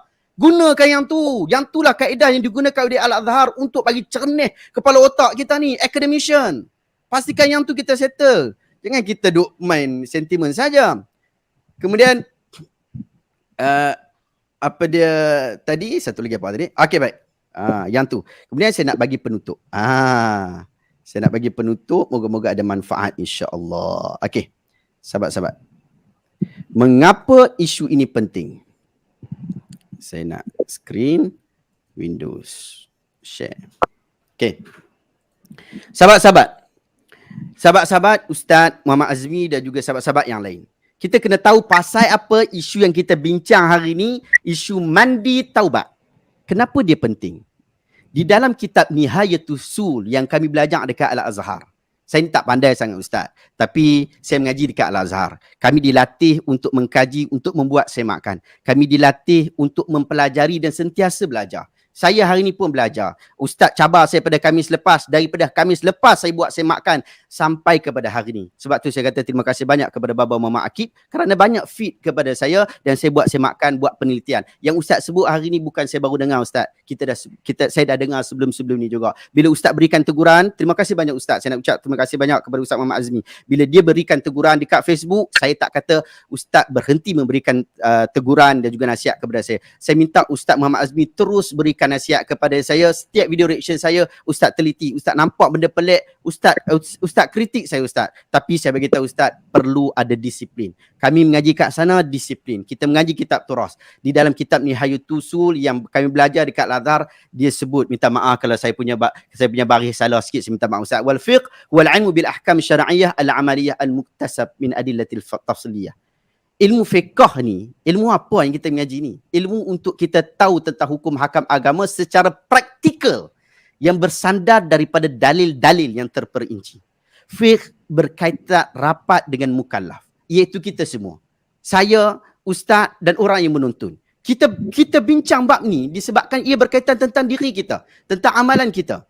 Apa yang kita akan lakukan, maka ia menjadi perbahasan fiqh. Apabila berkait dengan hukum hakam, maka ia berkait dengan ibadat umat Islam. Ustaz Muhammad Azmi, saya juga dan sahabat-sahabat yang menonton, ramai juga ustaz-ustaz yang menonton dekat sini.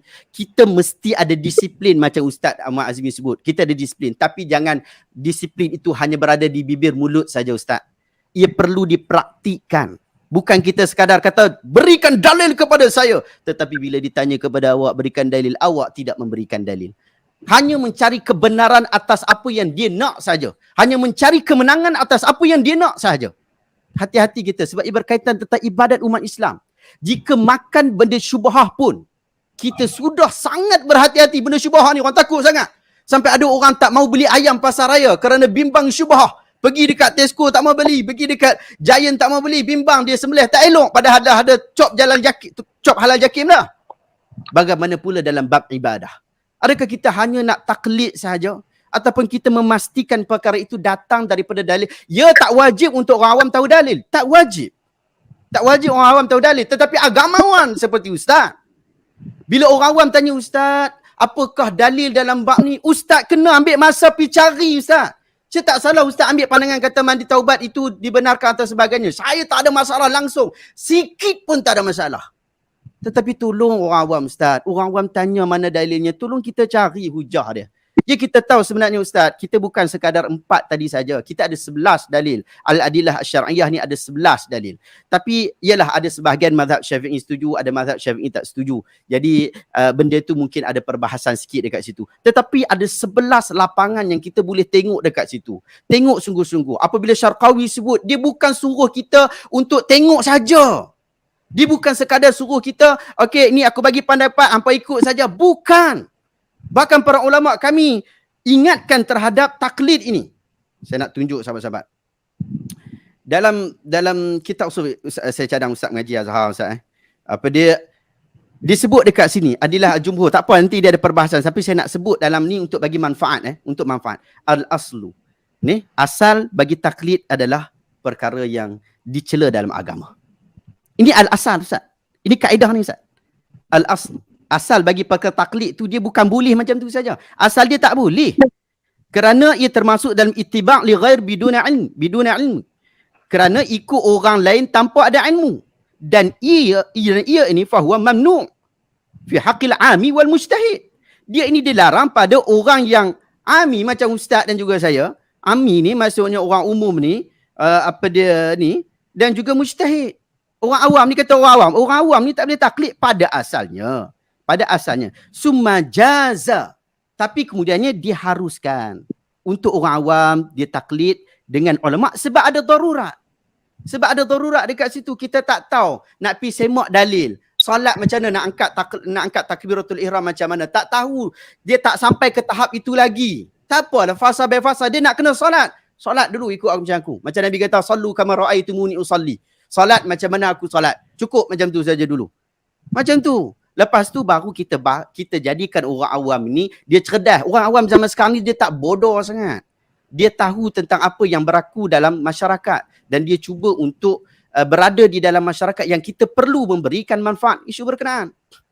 Kemudian Ustaz, adakah kita hanya memberat-beratkan diri kita kepada isu makan minum, tetapi tidak berat pula pada isu agama kita? Isu agama isu besar Ustaz. Dia bukan isu kecil. Isu besar. Bila kita kata mandi taubat ini, ia adalah isu besar. Orang nak bertaubat Ustaz. Dia orang akan cari. Imam Al-Bukhari siap bubuh. Saya tulis perkataan bubuh. Imam Bukhari bubuh bab khusus dalam sahih beliau. Ni mungkin Ustaz tak suka, tapi tak apalah. Bab idza ijtahada al-amil aw al-hakim fa akhta khilaf al-rasul min ghairi ilm fa hukmuhu mardud. Liqauli Nabi sallallahu alaihi wasallam man amila amalan laysa alaihi amruna fa huwa rad. Suka tak suka Ustaz dengan hadis ni? Ini Nabi kata, bukan saya kata. Apabila amil atau hakim telah mengambil satu keputusan tetapi dia salah sehingga menyanggahi Rasul tanpa dia tahu. Ni orang yang alim ni dia tak tahu. Ini orang alim, takkan kita nak kata Imam Bukhari ni duk mengata orang alim pula ni. Siapa kita dengan orang alim itu? Tak ada. Maka hukumnya tertolak. Hukum itu tertolak walaupun dia alim. Ini berdasarkan kepada sabda Nabi SAW. Kerana sabda Nabi lagi besar. Sesiapa yang membuat sesuatu amalan yang bukan daripada ajaran agama kami, maka ia tertolak. Jika ada orang kata kat kita, jangan tergopoh-gopoh dalam menilai. Saya dengar Ustaz sebut juga dalam kenyataan Ustaz. Sebut perkataan itu yang melukakan hati ramai orang, termasuk hati saya. Saya juga mahu menyebutkan, jangan tergopoh-gopoh dalam menyebutkan sesuatu itu sunnah, melainkan awak sudah mempunyai bukti yang kuat dan juga utuh. Saya nasihatkan kepada diri saya dan juga Ustaz juga. Perkara yang kita bincang ini adalah perkara agama. Ia adalah perkara yang serius dan juga penting. Tolong agamawan sekalian mengambil penting isu ni. Jangan sekadar kata ini adalah kata-kata daripada ulama sahaja. Bahaya isu mandi taubat ini sahabat-sahabat. Kenapa kita mengambil pandangan itu? Kenapa Buya Yahya yang begitu lunak yang kita kenal mengambil pandangan seperti itu? Selain membawa kepada perkara bid'ah dalam agama, mandi taubat juga dibimbangi merosakkan kefahaman umat Islam kita, khususnya dekat Nusantara kita ni, berkaitan tentang ibadah mandi. Sekiranya kita biarkan isu ni, boleh jadi nanti adalah yang mengatakan bahawa mandi buang sial itu sunnah. Mandi buang sial. Orang kita sikit-sikit kalau kena apa semua, okey, mandi buang sial. Itu sunnah. Padahal ia bercanggah dengan agama. Sial mial canggah dengan agama. Ustaz Muhammad Azmi tahu tentang hal ini. Tetapi bagaimana mereka berdalilkan, oh ada dalam kitab, oh ada dalam buku, takkan orang itu tak lebih alim daripada kita, bukankah dia mengaji di Azhar dan sebagainya. Ada orang kata mandi bunga dengan maksud syariat itu digalakkan atau seumpama dengannya. Mandi safar. Adakah nak kata, oh mandi safar ini dibolehkan dan disyariatkan. Habis yang mufti-mufti kita keluarkan kenyataan bahawa mandi safar ini bercanggah dengan syariat, macam mana? Mana satu kita nak ambil? Ia bercanggah dengan agama dengan percanggahan yang cukup besar.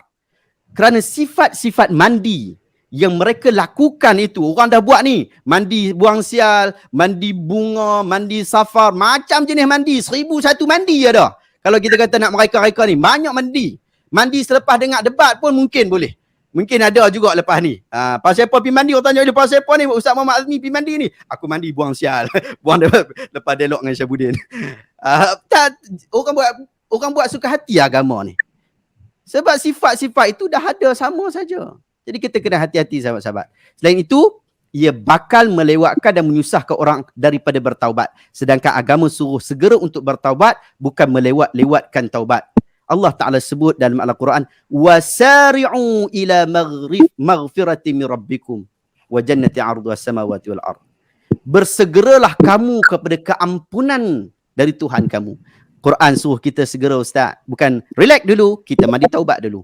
Bukan macam tu Ustaz. Disuruh untuk kita segera. Imam Nawawi rahimahullah, saya nak quote yang terakhir ni, para ulama telah sepakat bahawa bertaubat dari seluruh perbuatan maksiat adalah wajib. Wajib dilakukan dengan segera dan tidak boleh ditunda, apakah itu dosa kecil ataupun dosa besar. Wallahu ta'ala alam. Wassallallahu ala sayyidina Muhammad wa ala alihi wasallam. Assalamualaikum warahmatullahi. Terima kasih banyak kepada Ustaz Muhammad Azmi dan juga yang menonton. Terima kasih juga kepada moderator. Saya sangat hargai. Saya minta maaf jika kata-kata yang saya berikan ini keras dan juga menyakitkan hati mana-mana termasuk Ustaz Muhammad Azmi. Terima kasih banyak.